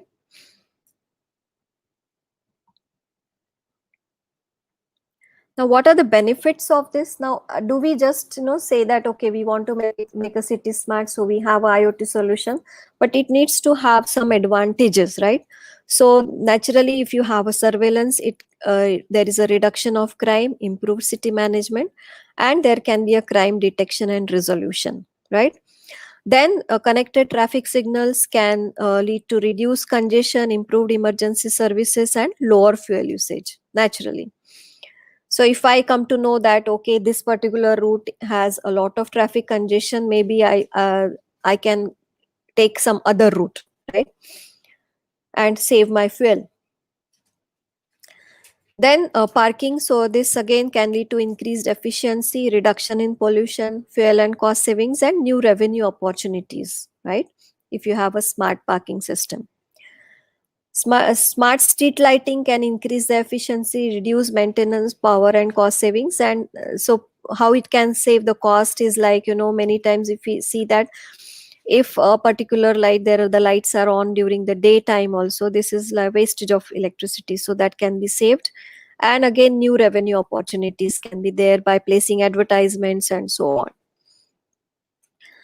Okay, so basically, we say that the Internet of Things definitely it makes the city smarter and also has lot of benefits, right? So these are the benefits that we have seen in our city, which has, so CCT network, it overstepping the zebra crossing, it has caught some people doing that. Then it has, challans were given within 24 hours. There was a 31% dip in the drunk driving. Then chain snatching was reduced by 50%. Then there were around 14,000 traffic offenders were caught. And so this are the use cases which we have seen recently in the city of Mumbai. This drunk driving is a major issue here, which was there was a reduction in that by 31%, right? Now when we incorporate this smart cities, the IoT network in the smart cities IoT solution, so this is the framework that has to be there, or that is a framework which enables these particular solutions. So if you see at the bottom, at the physical infrastructure, we have these sensors, access points, devices, cameras, and so on. Non in IT infrastructure, we have civil, electrical, fire, and CCTV infrastructure. So this is at the physical, or the base level, we can say, at the bottommost layer. Then above that we have the networks. So these are the data networks like Wi-Fi, fiber, Ethernet, SCADA, and so on, right? Above that we have the core compute and data centers. So all the data that is collected through the Wi-Fi and other networks, they are segregated at this particular data centers. So at the data centers we have the server, the storage, cloud, DC network, backup and archival. So all these, so this is the software part and the hardware part, right? Now at the top, then above this we have this software platform and applications, right? So there are different apps that are built over this. For example, we have the video surveillance parking application app. So the parking application app, for example, in your mobile, it will specify. So you just open the app, download, install, open the app, and you can find out that in your city, at this particular place, what are the parking spaces that are full, what parking spaces that are available, and so on. So each of these applications are related to a particular problem that it is trying to solve. Say, for example, the ticketing system will have a different app. So each of these apps, they are catering to a particular solution. So at the top we have these domains like the safety, transport, water, energy, building, health, education, governance, and environment. So each of these will have the different applications, apps as we call them. And then these apps are basically having intelligent information obtained from the data collected through the various physical infrastructure, that is the various sensors and devices and so on. So this particular picture gives a complete overview of the framework that constitutes the Internet of Technology solution for a smart city. Now I would just like to take you through one of the use case which has been very useful in the current pandemic situation, which where IoT has played, and obviously it is playing a very important role, and that is in the prevention and safety of diseases, right? So monitoring, so this is this picture basically is illustrating a construction site. Okay, lot of construction is happening all across the country, I believe, because we are still a developing country, and lot of construction is going on. So how the IoT has played a major role in prevention and safety in this situation? Okay, so monitoring and management.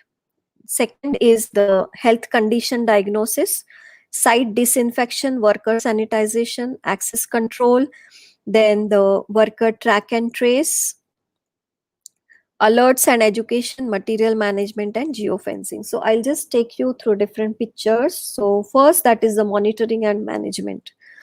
Okay, so here what happens is, we at the entrance of the construction site, there it monitor the workers mask wearing status. Okay, so there are cameras which will identify whether the worker has, wearing a mask or not, and enforce policies regarding the number of people who can congregate in one place. So this is like, uh, again this is like wearing a mask, not wearing a mask, and then how many people are there, close to each other. So this particular system is this video surveillance is monitoring the segregation or congregation of people at one place. So, and all this data is, collected and sent to the centralized platform of the construction site. Then second is the in epidemic management and reporting platform. So here this enable the management to remotely monitor and supervise the employee health conditions. So here the temperature of the at the entrance, the temperature is monitored and all the data goes at the central location at the dashboard. So integrate the data inputs from multiple sources like IoT devices, applications, and then it tells that, okay, out of this how many workers are, or how many people working there are in healthy condition, they are wearing the mask, they are following the rules, and so on. So all this can be done at a central location. Then the construction site management platform. So integrate the health related data into the existing construction management platform, improve the coordination efforts between teams and across the sites, and streamline internal communication. Okay, so this particular platform will carry out this site management. Okay. Then third is the infrared thermal imaging temperature screening robo. So this basically improves the compliance with temperature screening policies. So here you have these thermal cameras that are placed, and then enable high accuracy data collection in environments with variable position of people. So the people may be located at different places. The thermal cameras will, check the temperatures of the people, and it will again send this data to the central location. So that if some person is found to have a higher temperature, he can be asked to go in a quarantine state. So this is again, again a picture which shows that the remote body temperature measurement is done, and screening efficiency in the uncontrolled environment. So people are work. So here we have a drones are placed, and these drones capture these thermal images, and accordingly the action can be taken. Then on-site autonomous disinfection robots can be placed. So we can have these, robots which carry out the disinfection of the various sites there. Okay. So it can sanitize the different places and reduce contamination in the construction sites and the areas, surrounding areas.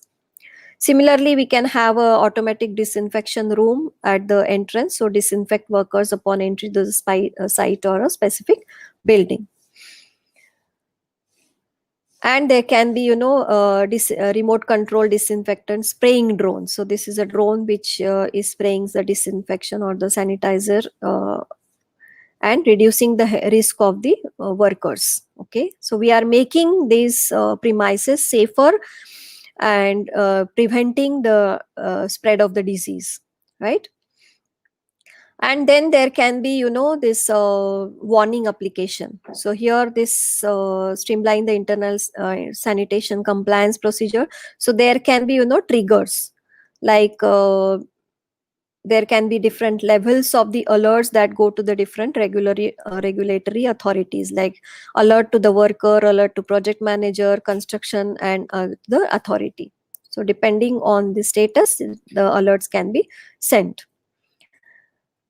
And there can be a access control, so along with the facial recognition, so there can be attendance management, and this itself so you can know, this way we are again making the premise safe by segregating the people who are at risk of infection or who lack the site access permission. So we can have this temperature scanning and access control, and minimize the contact by eliminating card and finger. So this is a contactless access control, right?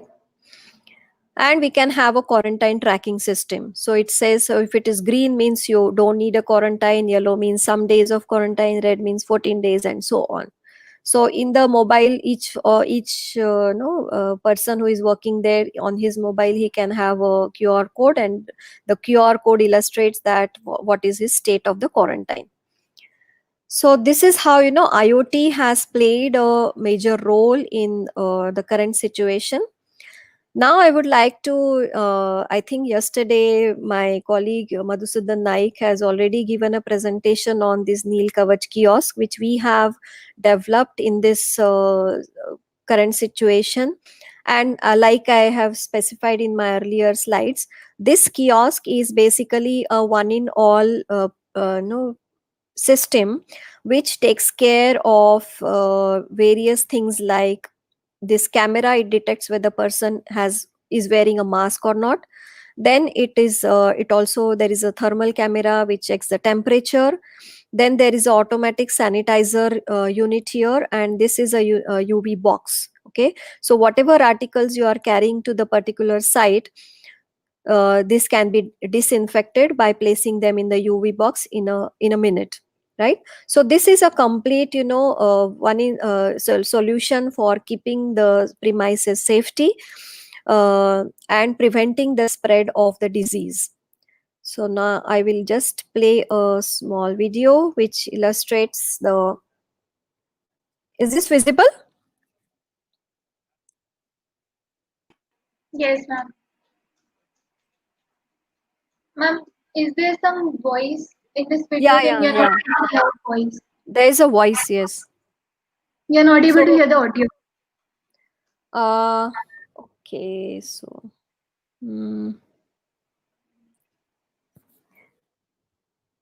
I'm not sure how to resolve this. Maybe what I will do is,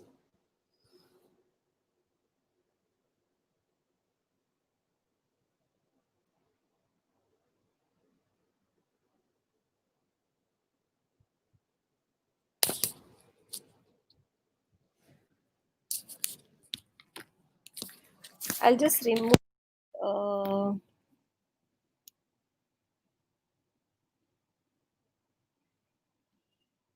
Today, we live in a time that demands us to be cautious. With some alteration in our habits to create the new normal, it might feel like most of these changes are difficult, but an innovation just made your life easier.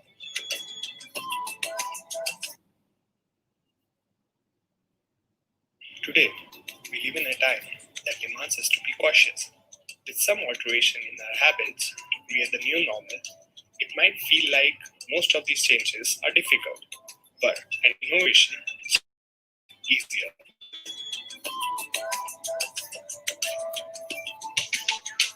Living Things, an IoT product platform by IOT, has been designed as a self-checking kiosk for COVID health monitoring, spread prevention, and workplace safety. It provides safe and secure entry to users in a contactless way. Now let us take you through the operating process of this kiosk in a few key.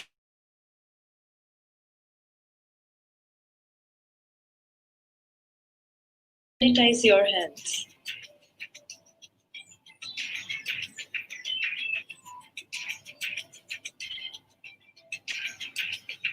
Please face the camera. Mask has been detected. The temperature detector detects your body temperature, and if the temperature is high, it sends the SMS notification to the phone. Your temperature is normal. Put your items in the UV sanitization box. Put your keys, wallet, phone, and other objects in a UV disinfection box to disintegrate the germs. Please wait. Accessory UV sanitization is under process. It will take few minutes. Sanitize your hands. Sanitize your hands by automatic dispenser before leaving the kiosk.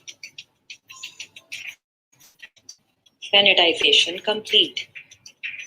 You can now collect your belongings after complete UV sanitization. Thank you for your cooperation. Have a nice day. It is also equipped with the face recognition-based wellness management system. Thanks to its intelligent design, the Living Things self-checking kiosk can be installed in hotels, educational institutes, hospitals, malls, corporate offices, and other commercial spaces. This aesthetically designed kiosk is fully automatic and it comes with hassle-free plug-and-play installation. Living Things self-checking kiosk is certified with CE and ISO, which is the most widely recognized international standard for the quality management system. The kiosk consists of state-of-the-art hardware and software components. The kiosk has a provision for the advertisement panel that provides an effective out-of-home advertising platform to reach consumers for brand visibility. A Make in India product for enabling India to open its economic doors. Living Things is an ideal partner to accelerate safety in commercial and public space. So come and join hands with us today.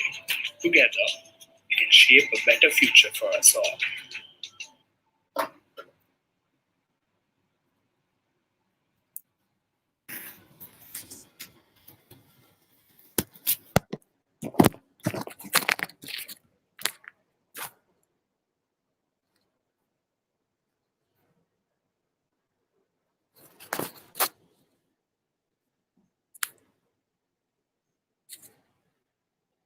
Hello? Yes, ma'am. Hello?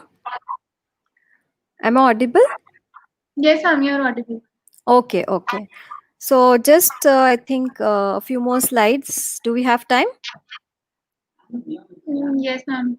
You can Okay, continue. so now see, we have seen that IoT definitely, the smart cities are a need of the day, and they are going to solve a lot of problems. But there are certain challenges that we face while implementing these smart city solutions. So the major challenges are the infrastructure. So how we can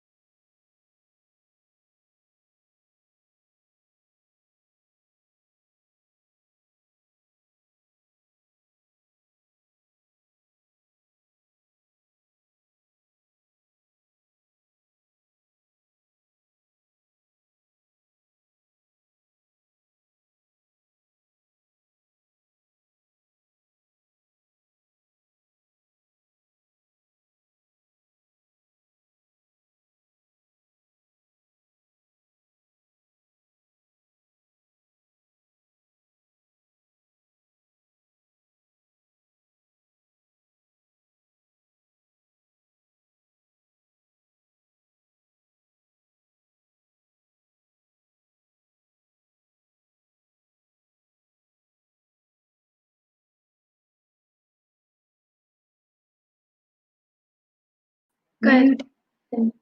We are facing some technical issues. Please wait.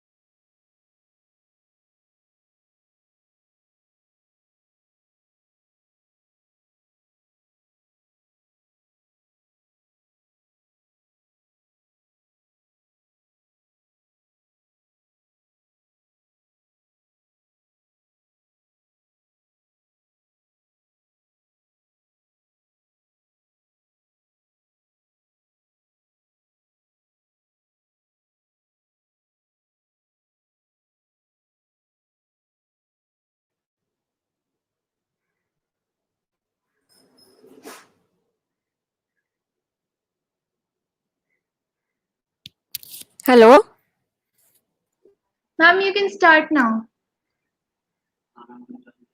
am I audible? Yes, ma'am. त्यांच्याकडनं.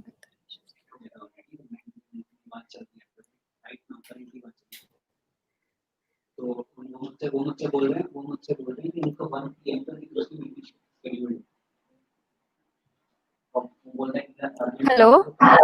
Ma'am, we have some questions for you. I'll show you the Yeah, question. sure, sure, sure.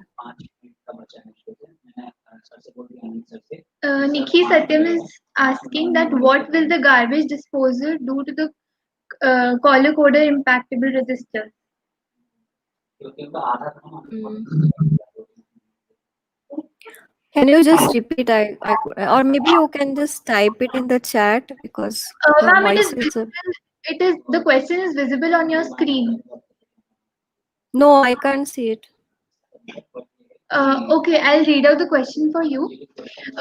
What will the garbage disposer do to the color coded impactable resistor?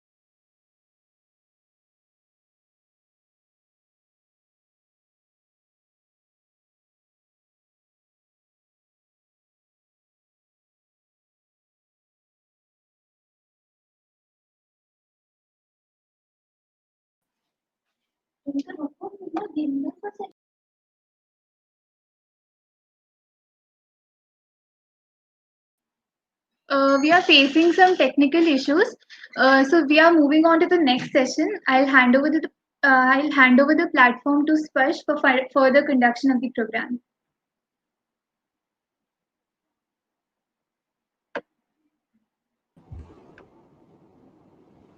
Thank you so much, Sudhir. Uh, Moving ahead, a very warm welcome to all. I'm Sparsh Sharma, and moving towards the last but not the least session of this conference, I would like to introduce our next session expert, Mr. Anant Aditya Sir. Sir did his Bachelor's of Engineering in IT from Oriental College of Technology. Mr. Anant Aditya has 4 years of experience. Sir is a software engineer and holds expertise in front-end development. Sir takes pride in being an Azure administrator at Tata Consultancy Services Private Limited. Sir is also co-founder of Bhopal-based startup Repair Gali. Now, I would like to transfer the platform to Mr. Anant Aditya Sir, whose session will be on role of cloud in IoT. Please, sir. Yeah, thank you, Sparsh. So, am I audible? Yeah. Am I audible, Sparsh? Can you listen me? Yes, sir, you're audible, sir. So your video is not visible, although. Okay, okay, let me start it. So, am I visible now?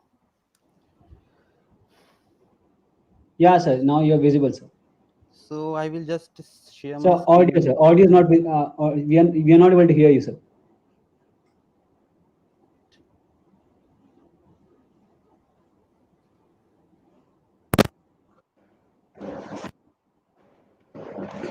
So, am I audible now? Yes, sir, we are able to hear you.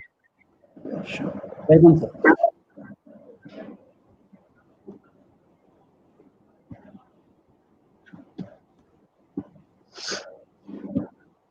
So, can you all see my screen? Yes, sir, you may start the presentation. So I'll add the screen. Okay. So, basically, you got my intro from Sparsh about who am I. So, we will just go to the session directly and we will start the session. So, in the previous session, you got to know what is IoT and how IoT is transforming the lives and transforming the cities. So, but one of the most important thing in IoT nowadays is a cloud. So we will see the role of a cloud in IoT and how it is affecting it. So basically, what we can say is a cloud. So like Zakir Khan said that, yeah, Sir, hello. sir, you may present the slide, sir, because then it will be available on full screen, sir. So when you go Okay, to the sure. slide screen, you may Yeah, I know. present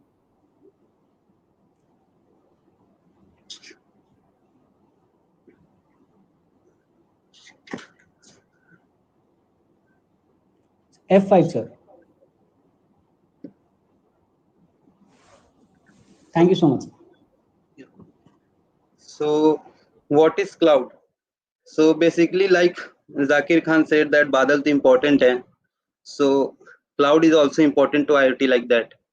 So cloud refers to servers that are accessed over the internet and the software and databases that run on those servers. So what basically a cloud provider creates a servers. On those servers we create applications, storage accounts, machines that can perform our applications, and we scale those applications only on those servers.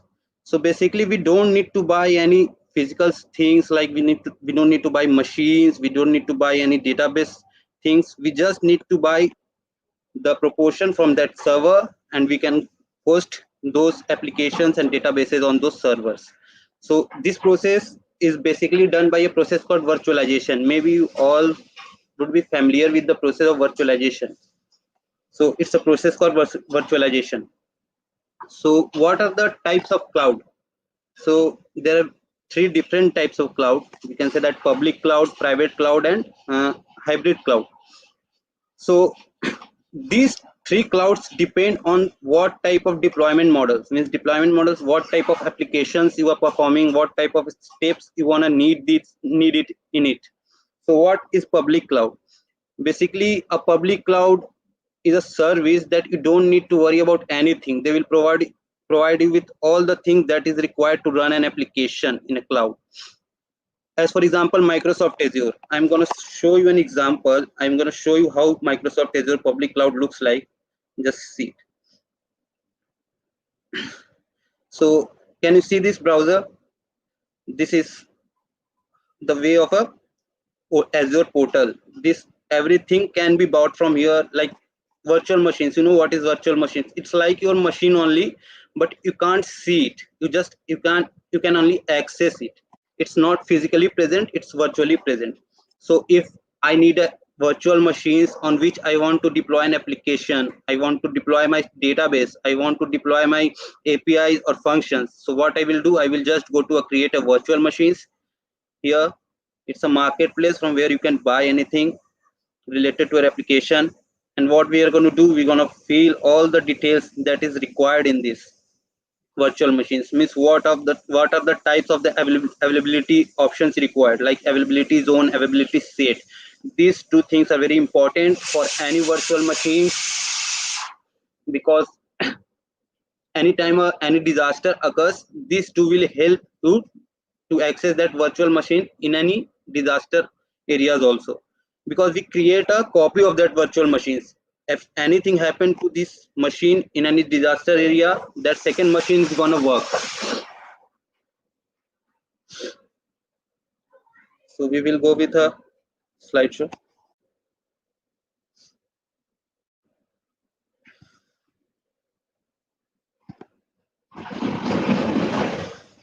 Same like a private cloud. In this private cloud, what we do, some things that can't be hosted on a cloud, like my old application is running on a .NET version of oldest .NET version, and I don't want to take that on a cloud because it has so much of congestions. So what I do, I take my applications in my own premises, and I get the database from the cloud. It's like that. So some companies also play a third party service provider because they go to a third party service providers to host their private cloud. And similarly in hybrid cloud, what does these things does? Like I said, there are many things that can't be um, raised on a cloud. So what are the things? Like we have some specific pieces of data that cannot be exposed publicly, like a banking data. You can't expose a banking data nowadays, and it's a very challenging in IoT and cloud nowadays, and people are working on that. So what we do, that we keep the database in our own data center in our own premises, and our applications are deployed on that hybrid cloud. Like I want to deploy that cloud on a Microsoft Azure, Amazon Web Services. I will choose any cloud provider, Google Cloud. So I will choose the cloud provider just for the application, not for the data, because we don't want to expose data to a cloud. So this portion works as a hybrid cloud. So there are four services, like you can see here. It's on premises, infrastructure as a services, platform as a services, and software as a service. And three services that are most important nowadays in cloud are software as a services, platform as a services, infrastructure as a services. And on premises was the oldest one. Oldest one means we didn't have a cloud there. We have our own data center, we have our own machines, physical machines, we have our own servers. We don't need we everything was managed by our own organization only. Then cloud enters the market, and what does it provide? So we will go by an example. And so here you can see a software as a service.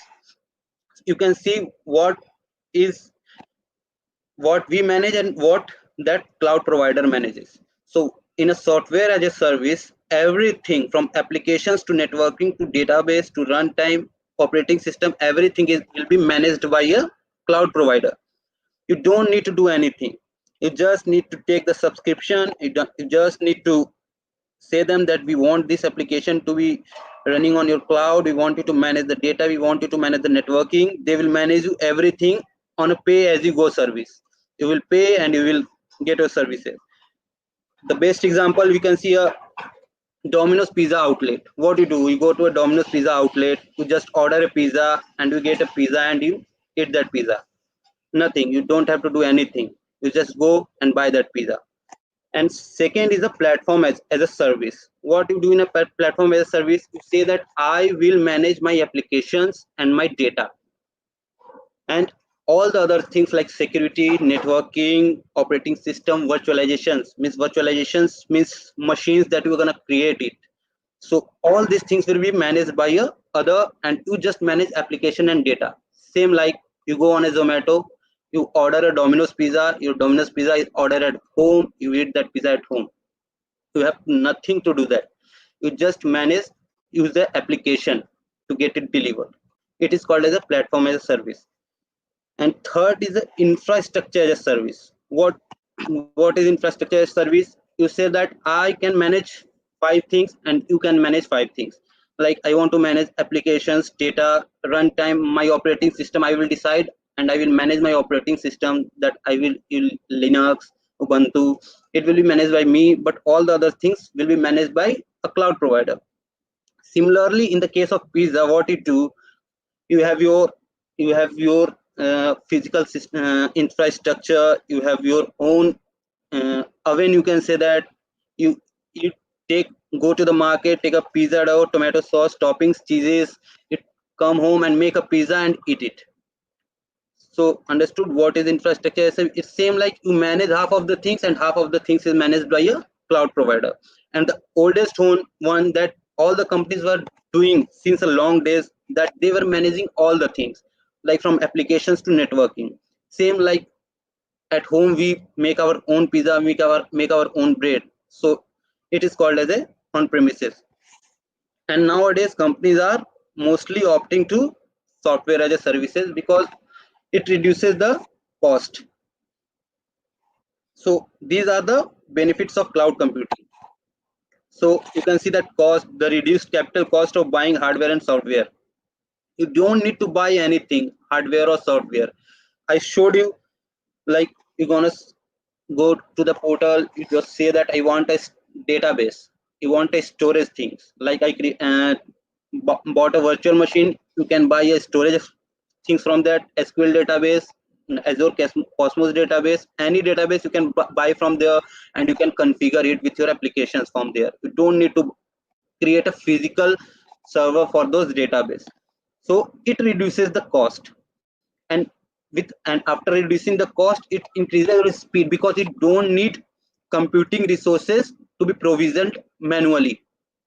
It gets provisioned automatically within few mouse clicks, like I showed you.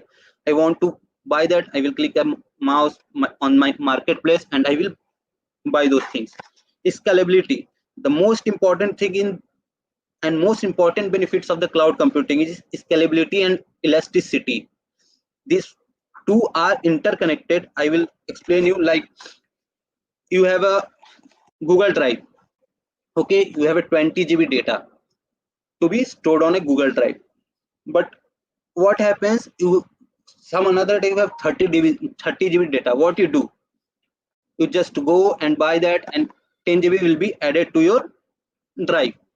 So we don't need to go and create a 30 GB Google Drive from the beginning. We just add those memory spaces in that drive. That is called a scalability. You can increase or decrease according to your requirement. Scalability and is like that. And productivity. Obviously, everything, speed will increase, cost will decrease. So productivity will increase automatically, because it doesn't take a time to set up a hardware or patching etc. Reliability, because nowadays companies are looking for a data backup recovery plans very seriously, because you should be ready to back up your data in case of any emergency. So cloud provide a various options to back up your data, like it provides availability zone, availability sets. Like my data center is situated in Noida right now, so I am accessing that data center of any cloud provider, and suddenly a earthquake happens in a Noida, and that data center is affected, but my application will be not affected, because previously I have also chosen my availability zone as a Gurgaon for that data center. Once this data center stops, my servers gonna connect to the Gurgaon data centers, and my applications gonna keep on running very smoothly. We don't need any type of backup plan after that, because it's already provisioned. Security, because most important thing is security, because you are keeping your data application in a cloud. So these are the features, like many cloud providers provide a set of policy. You can create a VPN in which you want, in which network you want to use that application. You can configure your protocols, IPs, and that will surely help us to secure our application. So here comes what is IoT. As ma'am said, like in earlier session, we saw that it is a system of interrelated computing devices, and any type of devices, animals, plants, lands, you can configure anything with internet and connect it to the identities. Identities means if it is a device, you have to provide it identity, and that identity will be connected to IPs, and that will send or receive data simultaneously. You can see this image, everything can be connected to the Internet of Things. For example, previously, today what we, as for example, you can see from the cloud, and we will move to the IoT example. You use Instagram, what happens? Or you use WhatsApp, you use Facebook, what happens? If your phone get lost, get broken, you don't need to create a new account. You just go to the account, you provide your email ID, you provide your verification steps, and you get all your data back up at one place. This is called a, this is the use of a cloud. And similarly in IoT, you wear a watch like a Fitband. So no database is stored in that band, only sensor is in that band, and that sensor collects data from your pulses and send it to the storage account that has been configured for that device. and that storage account show you the data on the screen of your watch. So you got it. You don't need to buy any database also, just need to configure the devices with the cloud and it will easily share you the details.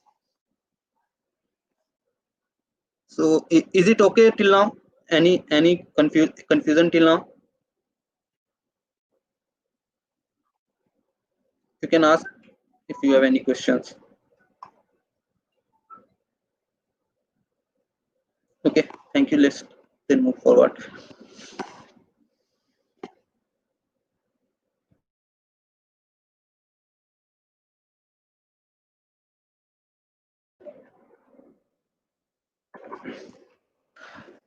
So, like I said,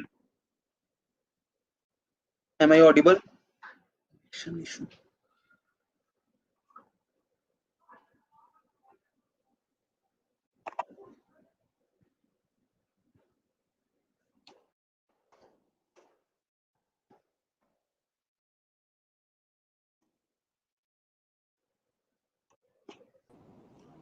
Yes, sir, you're audible, sir. Yeah, okay. Okay, Spash.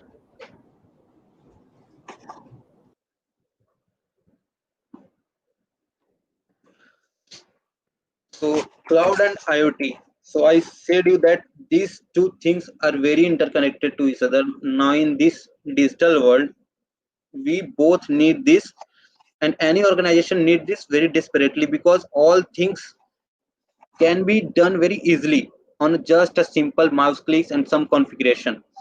So when it comes to the Internet of Things, the cloud plays a major role. In the domain of IT, physical sensors are virtualized before the data is uploaded to the cloud. Means like I should give you the example of a watch. That physical sensor is situated at your hand, and that data is virtualizing. Means we are virtualizing that data, and after virtualizing that data, we are uploading to that cloud. And IoT devices can generate lots of data because your heartbeat is getting 72 73 times. So like that, every IoT data emits large amount of data in a second and a minute, and cloud computing helps that to pave the way. Means that helps any IoT devices to easily make the flow of a data, because in a physical server what will happen, we will start giving large amount of data, it will go on a some extent, it will break down. But due to cloud, due to its scalable nature, due to its elasticity, it doesn't break down. We just keep on increasing the storage, we just keep on configuring the port, how much connection they want to establish in a time, so that doesn't hinders our process. And this in turn helps us as a developer to store and access data remotely. We can work from anywhere. Like I'm from working from home right now since 6 months, and I have never faced a single issue working from there. And this helps us to work like everything from work. Like you are seeing this video calling, I'm presenting you this data. This is also because of a cloud. You will learn it later. This is also because of a cloud technology. We are seeing each other. So like so there are two and three modes of communication how IoT connects with the cloud. And you can see this image. This is a simple example of a soil moisture sensor.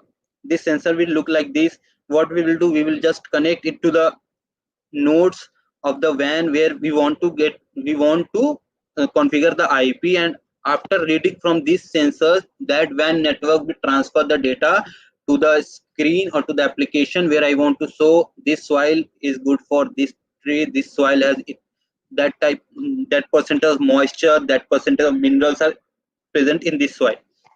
So what are these? Communication have three modes. Using receiver, what we do, we use a receiver in that IoT device, and that IoT device sends data over a cloud, and that cloud process forward the data to us, and direct access to the cloud. So Google Home, you can say example, Google Home is a great example of direct access to the cloud, because you need internet access. for that, and that can only happen if you have a good internet access. Then you can directly access the cloud. And third option is Bluetooth. No internet is required. When you have no internet, your Alexa can connect, your Google Assistant can connect to a Bluetooth and make your work, like Alexa turn on the family room lights and Alexa turns on the lights. So it uses Bluetooth connectivity. We configure those Bluetooth ports with that Alexa ports so that they can communicate with each other.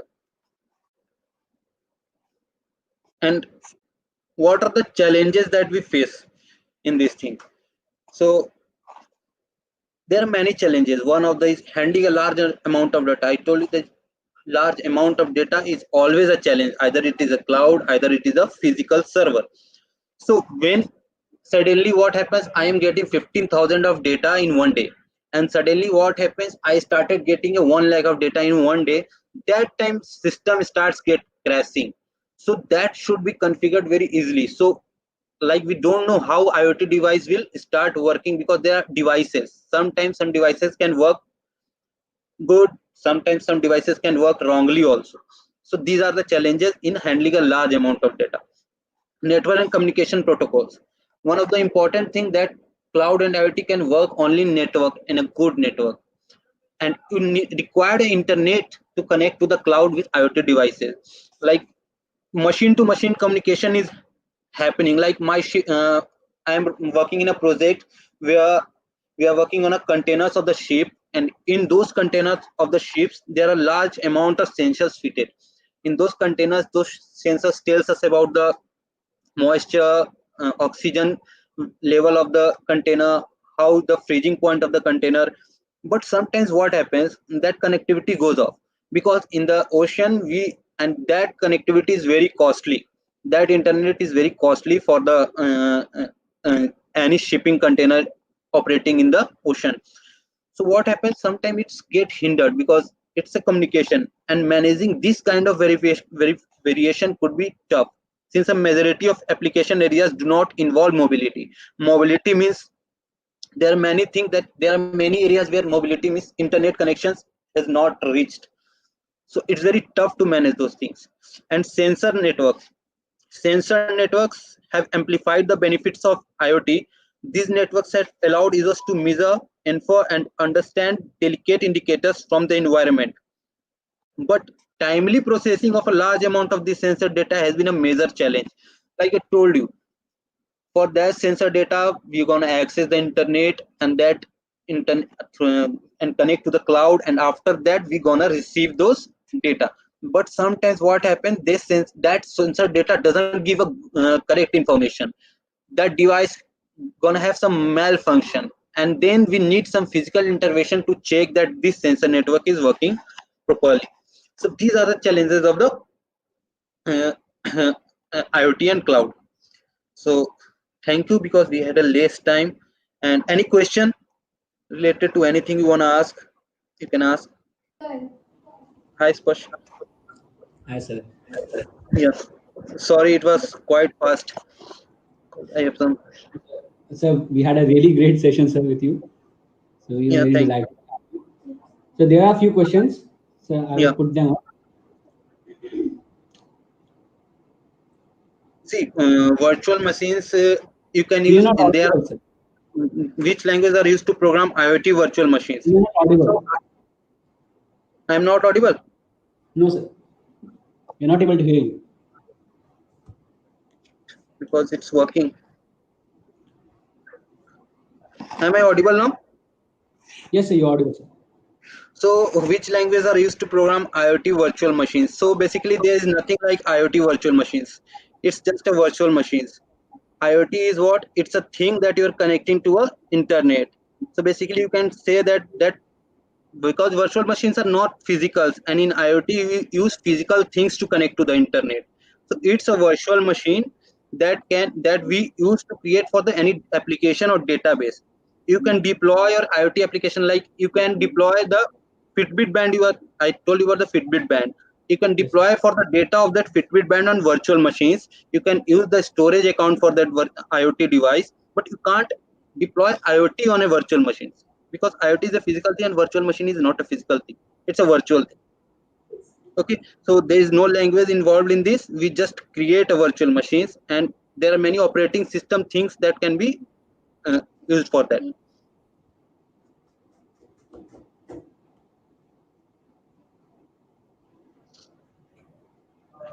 Can we assign our own hard drive with some programs and host that in internet with our own network and access it to create some IoT programs? So basically, yeah, you can. I told you that there are three models like public, private, and hybrid. You're gonna choose like hybrid model. You can obviously do that. That's no problem in this. You can, because IoT is not a program. You have to create some IoT programs. It's not a IoT program. You are just making a connection to that device. So as for example, you have an own hardware. What you're gonna do? You're gonna make that hardware configurable to any cloud, and for that hardware, you are using the data of that IoT device. It's like that.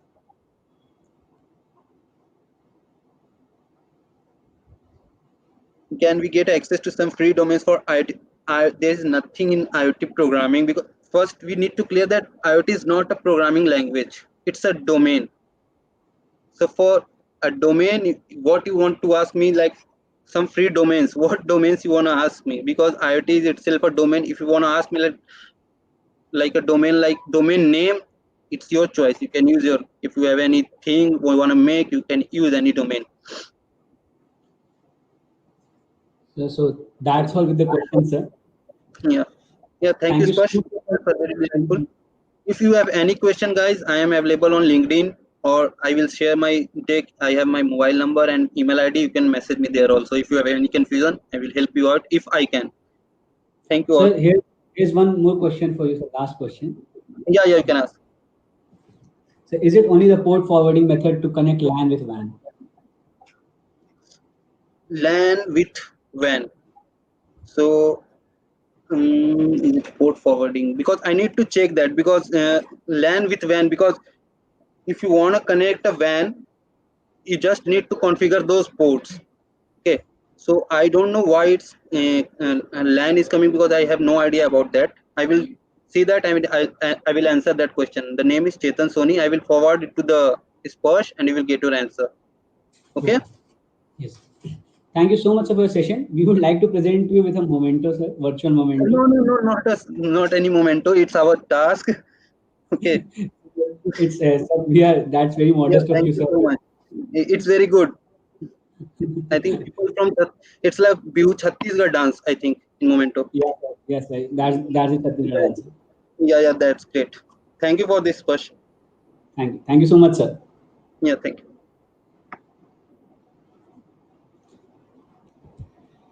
With this, the session of the speakers is over, but now I would like to move forward with the paper presentation.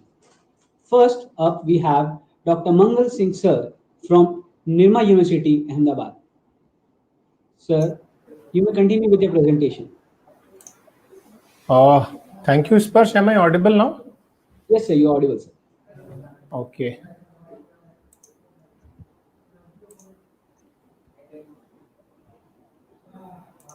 If you have presentation, sir, you may present it. So I'll be sharing it. Is it visible now? No, sir. Right now, I'm not able to see a presentation from your house. Okay. Just hold on. Yeah, sir. Now it's visible, sir. Is it okay? Yes, sir. Okay. So, very good afternoon, all.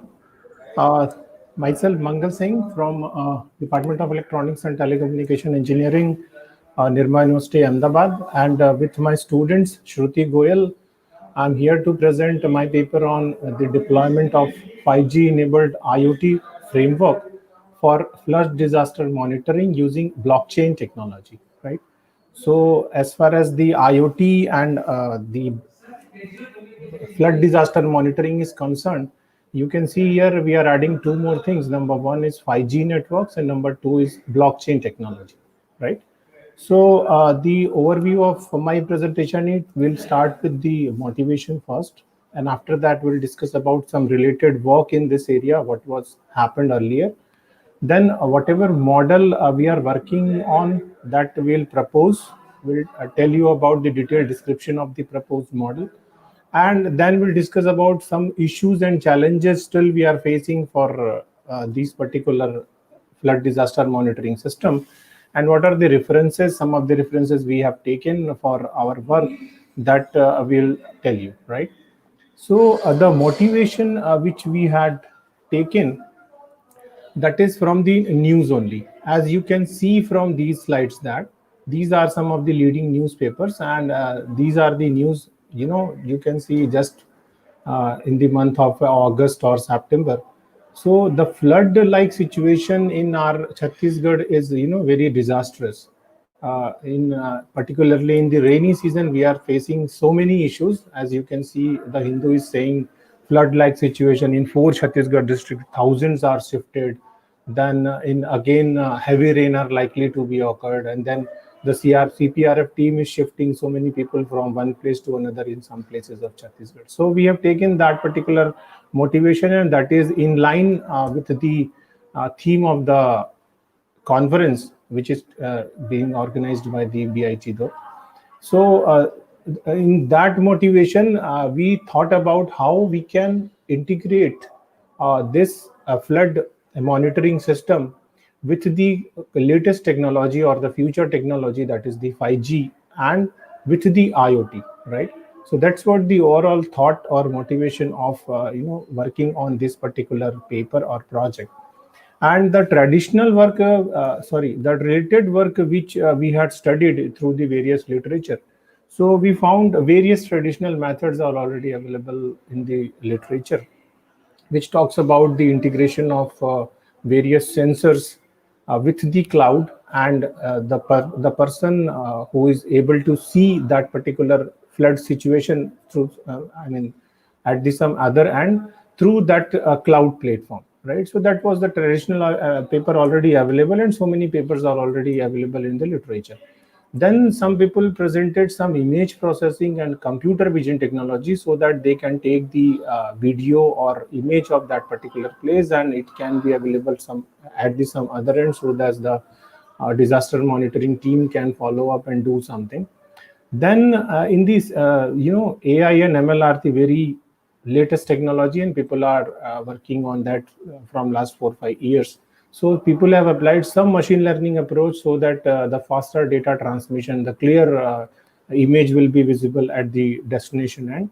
And then again, some of the papers have presented the Internet of Intelligent Devices, like whatever sensors we are using, that is the smart enough or intelligent enough, so that the data can be automatically extracted from the transmitting end, and it can be available at the receiving end. So that is the proposed model, where we are talking about, suppose we are having some ground station here, and suppose we want to have, we want to have some video information at the place where the disaster will happen because of the flood. So what we need to do, we'll create a MIMO OFDM link. That is the latest technology which we are using in the 5G communication. So one unmanned aerial vehicle will be there. Unmanned aerial vehicle, you can understand, like it's like a drone, right? So that drone with the camera will go to that particular place, and that drone is connected with the ground station through this link, which is basically none other than the 5G technology. In that kind of system we are using in the 5G technology, right? So the advantage of this kind of system is that, suppose we are having some 5G network at some places, so that UAV will connect directly with the 5G network, and through that tower or base station, we can transmit that particular information from any place to other place, right? So that is the technical part of that particular flood disaster monitoring with IoT and 5G. So obviously, for sensing the water level for flood, some water level sensors will be there. Again, how much amount of rain will be there at that particular area. So it will be sensed by some rain sensor, and that GPS technology will provide you the exact location of that particular area, right? So all that thing will be integrated with some electronic hardware, and that electronic hardware will be placed at that UAV or drone, right? And that UAV will send the information directly to the 5G network, and then 5G network should have that blockchain technology. Obviously, some people will ask, sir, why blockchain? Because we can directly transmit that information through the 5G network, because that 5G network is available all over the place in future. So in the next slide, I'll tell you why blockchain for that particular model. So at the receiving end, again, the user will receive that information. And finally, maybe at the receiving end, we can use some kind of drone technology, or directly we can transmit that information to the administration team or the user. So that is the overall model of technical model of that particular project.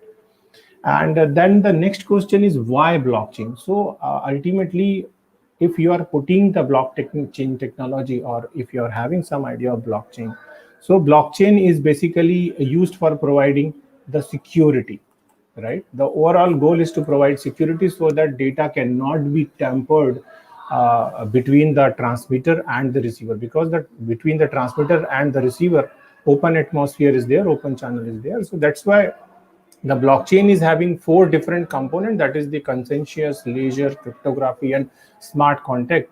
I'm not going to tell you detail about these things, but just try to understand that the blockchain is available to provide the hard security so that the data cannot be tampered between the transmitter and the receiver, right? So, what are the issues and challenges we are facing, or still that IoT with 5G and blockchain technology area is facing? The number one is the IoT devices needs to be upgraded, and here we need to use that smart kind of devices, right? Then, since if we are working on the prototype of these kind of technology, then the cost is very high, right? If you are talking about the MIMO OFDM transmitter and receiver itself, it cost around 30 lakhs. So that is the one important thing. Then the privacy and security issues. Since the blockchain is very common, and again, the normal technology, whatever is having with IoT and the other sensor networks, it is having some kind of security issues. But with blockchain, up to some extent, we can avoid that. Then how to enhance the coverage area, because if you are using the battery, if you are using the UAV or the drone kind of thing, so a very limited area will be covered with the camera. So again, that is the issue. And a most important thing is lifetime of the battery, because the drone is working or running on the battery only, and if you are sending it for a distance of suppose 1 kilometer or 2 kilometer, then it may possible that in between the transmitter and the affected area or that place, when the drone will come, the battery will be exhausted. So again, the lifetime of the battery will be enhanced, and to be decided by the manufacturer who is going to implement all these things, right? So these are the references, very recent papers we have referenced. As you can see, that is 2019 and 20 only. So many people are working on these kind of UAV technology with the 5G enabled services. And if you want to implement it, you can try it, you can see it. This is the overall presentation of my paper. Since I was told that I need to give it to 5 to 7 minutes only, so that's why very briefly I have explained this. So thank you for your patience listening. If you are having any questions, you can ask me. Thank you. Thank you so much, sir.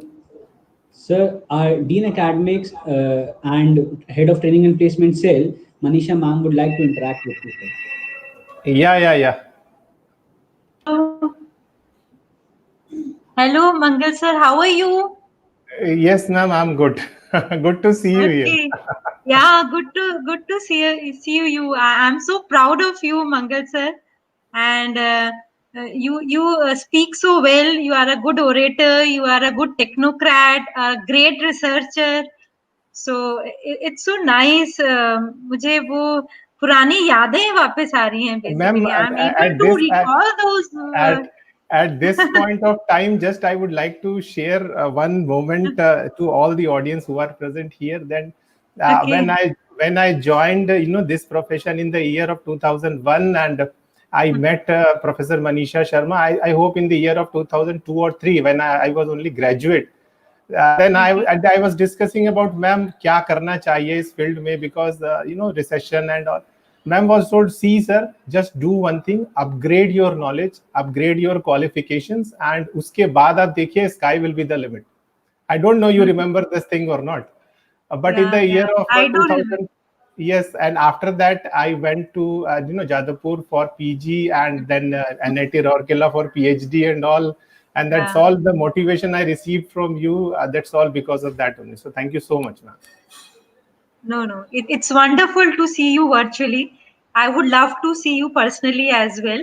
And thanks for coming. It is such a nice gesture by you that you gave the presentation. Actually, I'm overwhelmed by your response. Actually, ma'am, the reason is that the So student nice who is of you. So nice. Yeah. the author of this paper, she is having class from 9 to 4, so I don't want to disturb her Okay. actually, so that's why I'm here So to present nice. that. Okay, so nice. And जब मुझे पता चला कि Mangal Singh sir खुद देने वाले हैं तो मुझे लगा wow, it will No, be it's a very opportunity, ma'am, to interact with BIT Durg and you people. uh, It's a pleasure for me. okay. So nice of you. Thank you, Mangal Singh sir. Thank Thank you, ma'am. you. Okay. Yes, Sparsh, any question from audience? Yeah, sir. Sir, there are no questions, sir. They are all glad to have you with us. Okay. And they have been Thank you, thanking Sparsh. you a lot, Thank you sir. so So much. if you can see the messages, thank you, sir. Everyone's thanking you right now. Thank you, Sparsh. Thank you so much. Thank you, audience. Thank you so much, sir. We were glad to have you, sir. Thank you. Now, moving ahead with the next paper presentation, we have Kartike Rawat, the student of VIT Durg CSE branch, to present his paper on security in edge computing. Kartike, the Yeah, I stage is. think I presented the PPT. I think so.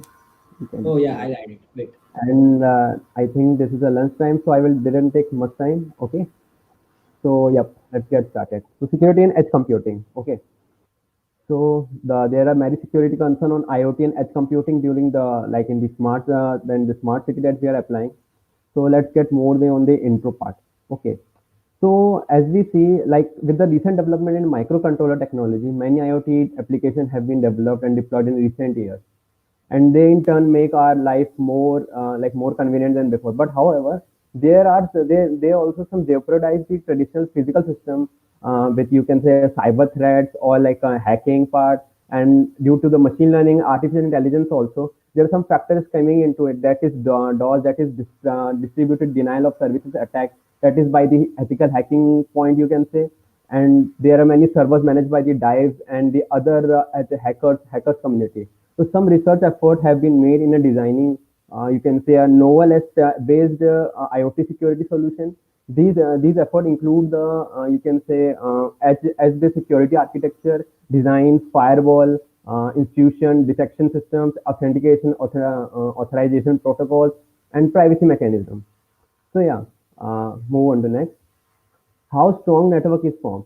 So there have been collection of research work that I have gone through. From this, I'm just reading out a paper on transmission scheduling for LTEU enabled IoT.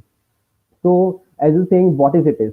So basically, it is work on the principle of that, like for achieving extended coverage, low power consumption, and massive connectivity over, like you can say, an unlicensed spectrum.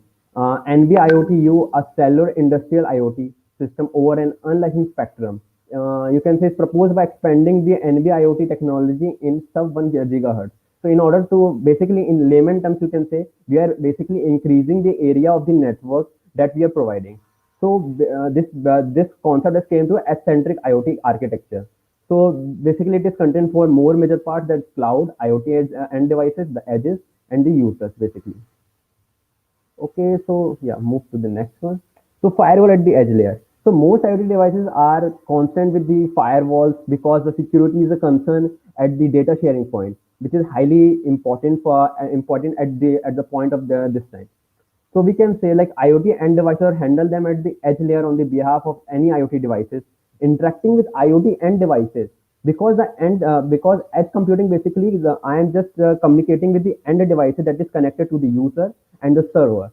So, but also you can store the data collected and uploaded from IoT end devices and offload the substantial computational needs such as big data analysis, comprehensive security algorithm from IoT end, and from the machine learning that is known as, we can say, the deep faking. There are deep faking ones. Okay, so yeah, more on that. So how it support? Basically, as I told you, so it is basically work on the edge-centric IoT structure. That the image, as I think you can show, you will be showing. So yeah, these query commands will eventually arrive at the you can, as I'm saying, edge layer, which is based on the app-based interface, followed by a cloud or any edge stack or the Intel cloud. You can say any cloud like Google Cloud, Amazon Cloud. Okay, so industrial applications that leverage the Internet of Things, or you can say 5G and artificial intelligence, often require a responsive time that can't be received under a traditional model of transmitting data to centralized data center for processing before it's returned to the user. Nowadays we are using CPU tensor processing unit that is governed by the Google for enhancing the computational power. Okay, so move on that. Like 57% of mobility decision makers says that have an edge computing on their roadmap over the next year. That can use assume that for about you can say 2025 or 2030. So yeah, this is the some computational capacity formula of BS, you can say, which in which we are calculating the, in which you can say like we are calculating the for like the computational capacity.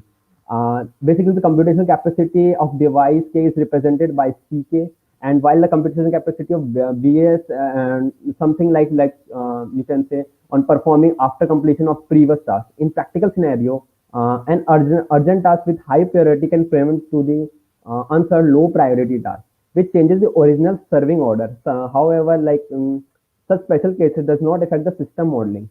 Under the consideration, you can say in the work, because the computing of reorder tasks leads to the same reward when we are scheduling the policy, or you can say on the reinforcement learning point.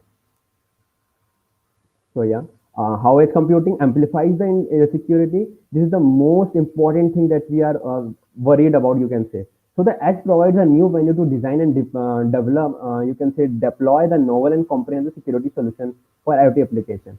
The user-centric edge-based IoT architecture, satisfaction is one of the key factors in the success of IoT applications. With the billion of IoT devices, the security, or you can say the internet scale networks, or the application that is used by the that used in the IoT, an enormous amount of resources in the system of various terminals such as PCs, smartphones, smart TVs, smartwatches, etc. The convenience had pervasiveness in the resource, you can say in the resource availability, and are the most attractive features of IoT applications. Okay. So main on the as I'm saying, the most IoT devices are resource constant, and so they cannot support heavy security applications such as firewall. In addition to it, considering the large scale of IoT devices, it will be, you can say, extremely cost to manage a huge number of firewall if IoT devices, if I'm applied an firewall in it. Okay. So yep. So type through the security issues can affect the edge computing. As I'm telling, there are two factors. First is distributed denial of services, that is an attack by, and you can see as a hacking point, and AI machine learning. I'm more focusing in AI and machine learning because the image processing, in many seminars we've gone through, like image processing is a key role or crucial role playing in making a smart city, you can say, because at the at the edge of the you can say, if we have to control the traffic, we are using computational vision, computer vision, in machine learning, deep learning, reinforcement learning, in order to reduce the part of computational power, you can say. So yeah, basically in AI and machine learning, you can say there is a deep faking is happening now. Deep faking is like you can say a godfather in artificial in machine learning, or you can say deep learning, which we need to reduce this part. So yeah, if you look back over the history of computing, it started as a mainframe and terminal. But as PCO or workstation become prevalent, computing moved to the edge, and we had an application to took advantage. So this is the code by Peter Levine, which is a venture capitalist investor, and like he's invested in many IoTs, edge computing technologies and startups. So here's a statement by him. And but last but not the least, a design target at satisfying most security needs of end devices.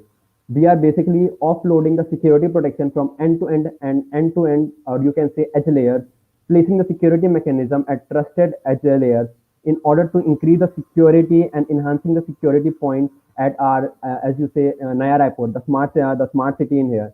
So we are basically, my basic goal is to focus on the how we can increase the security by using different algorithms on machine learning, deep learning, in order to reduce the same factor that jeopardizing the deep faking part. So yeah, this is the end, and thanks. But I think so. My end is, yeah, complete. Thank you so much, Karthike. We have a question for you. Okay, yeah. Questions actually. Can you You please said, re-explain the execution of the unit? okay, just give me a sec.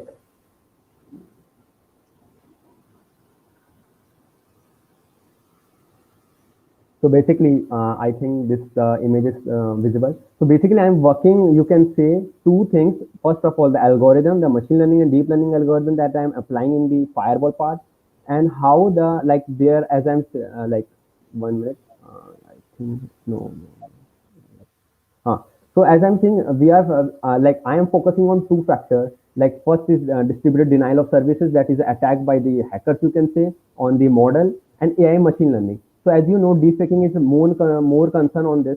So how we can do this? So first of all, I am just creating a model using a Google model only, which is a work on the ResNet. You can say a large deep neural network model, which I am implementing on IoT devices by a creation by a, like you can say, an Intel had created a pen drive where you can train the model on the pen drive only, and that pen drive has a lot of computational power here.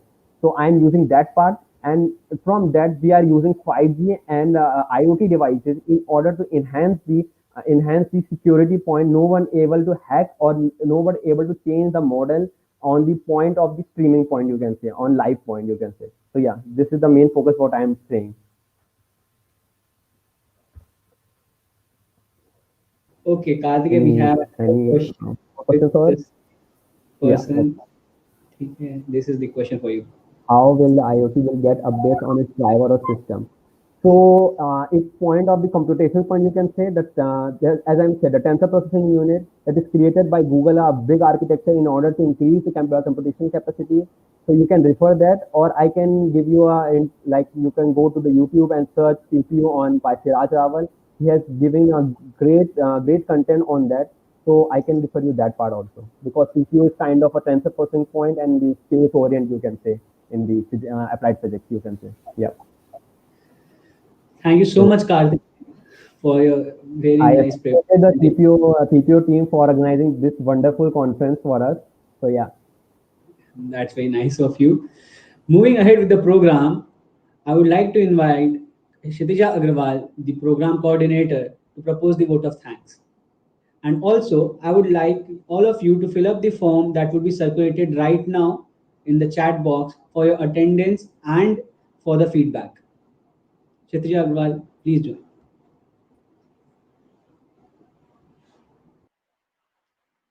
There's no real ending. It's just the place where you stop the story. A very warm good afternoon, everyone, once again. As we end this day 2 e-conference on exploring IoT in smart cities in context to Chhattisgarh, I, Kshitija Agrawal, the coordinator of the conference, would like to thank you all on behalf of the entire BIT Durg fraternity for joining the webinar. Your presence shows a strong commitment towards work and progress towards a better future of the institution, state, and the country. In particular, I would like to express my sincere gratitude to Professor N.P. Punya sir for joining us as chief guest and Dr. Manoj Kumar Tiwari sir for providing us the opportunity. I would fully heart, I would heartily like to thank the esteemed speakers and experts for taking out their extremely valuable time and for sharing their expertise with us. I took a note with great interest in your valuable interventions, and we BITians were very blessed to have you all. I would like to thank Principal of the institution, Dr. Arun Arora Sir, and Manisha Ma'am, Dean Academics and the Head of Training and Placement Cell of the institution for making this conference possible and for always thinking and working in the best interest of their students and the institution. At the end, I would like to thank all the hosts, technical admin, and the organizing team for the smooth conduction of the event, without whom this program would have not been a success. Thank you, one and all. Thank you so much, Kshitija. With this, we come to the end of the two-day event. The form has been circulated in your chat box. You may fill up the form for the certificates, attendance, and the feedback. We hope to see you again. Thank you, one and all. The form will be circulated for 5 minutes, and you can fill up the form till that time. After that, the registration won't be considered.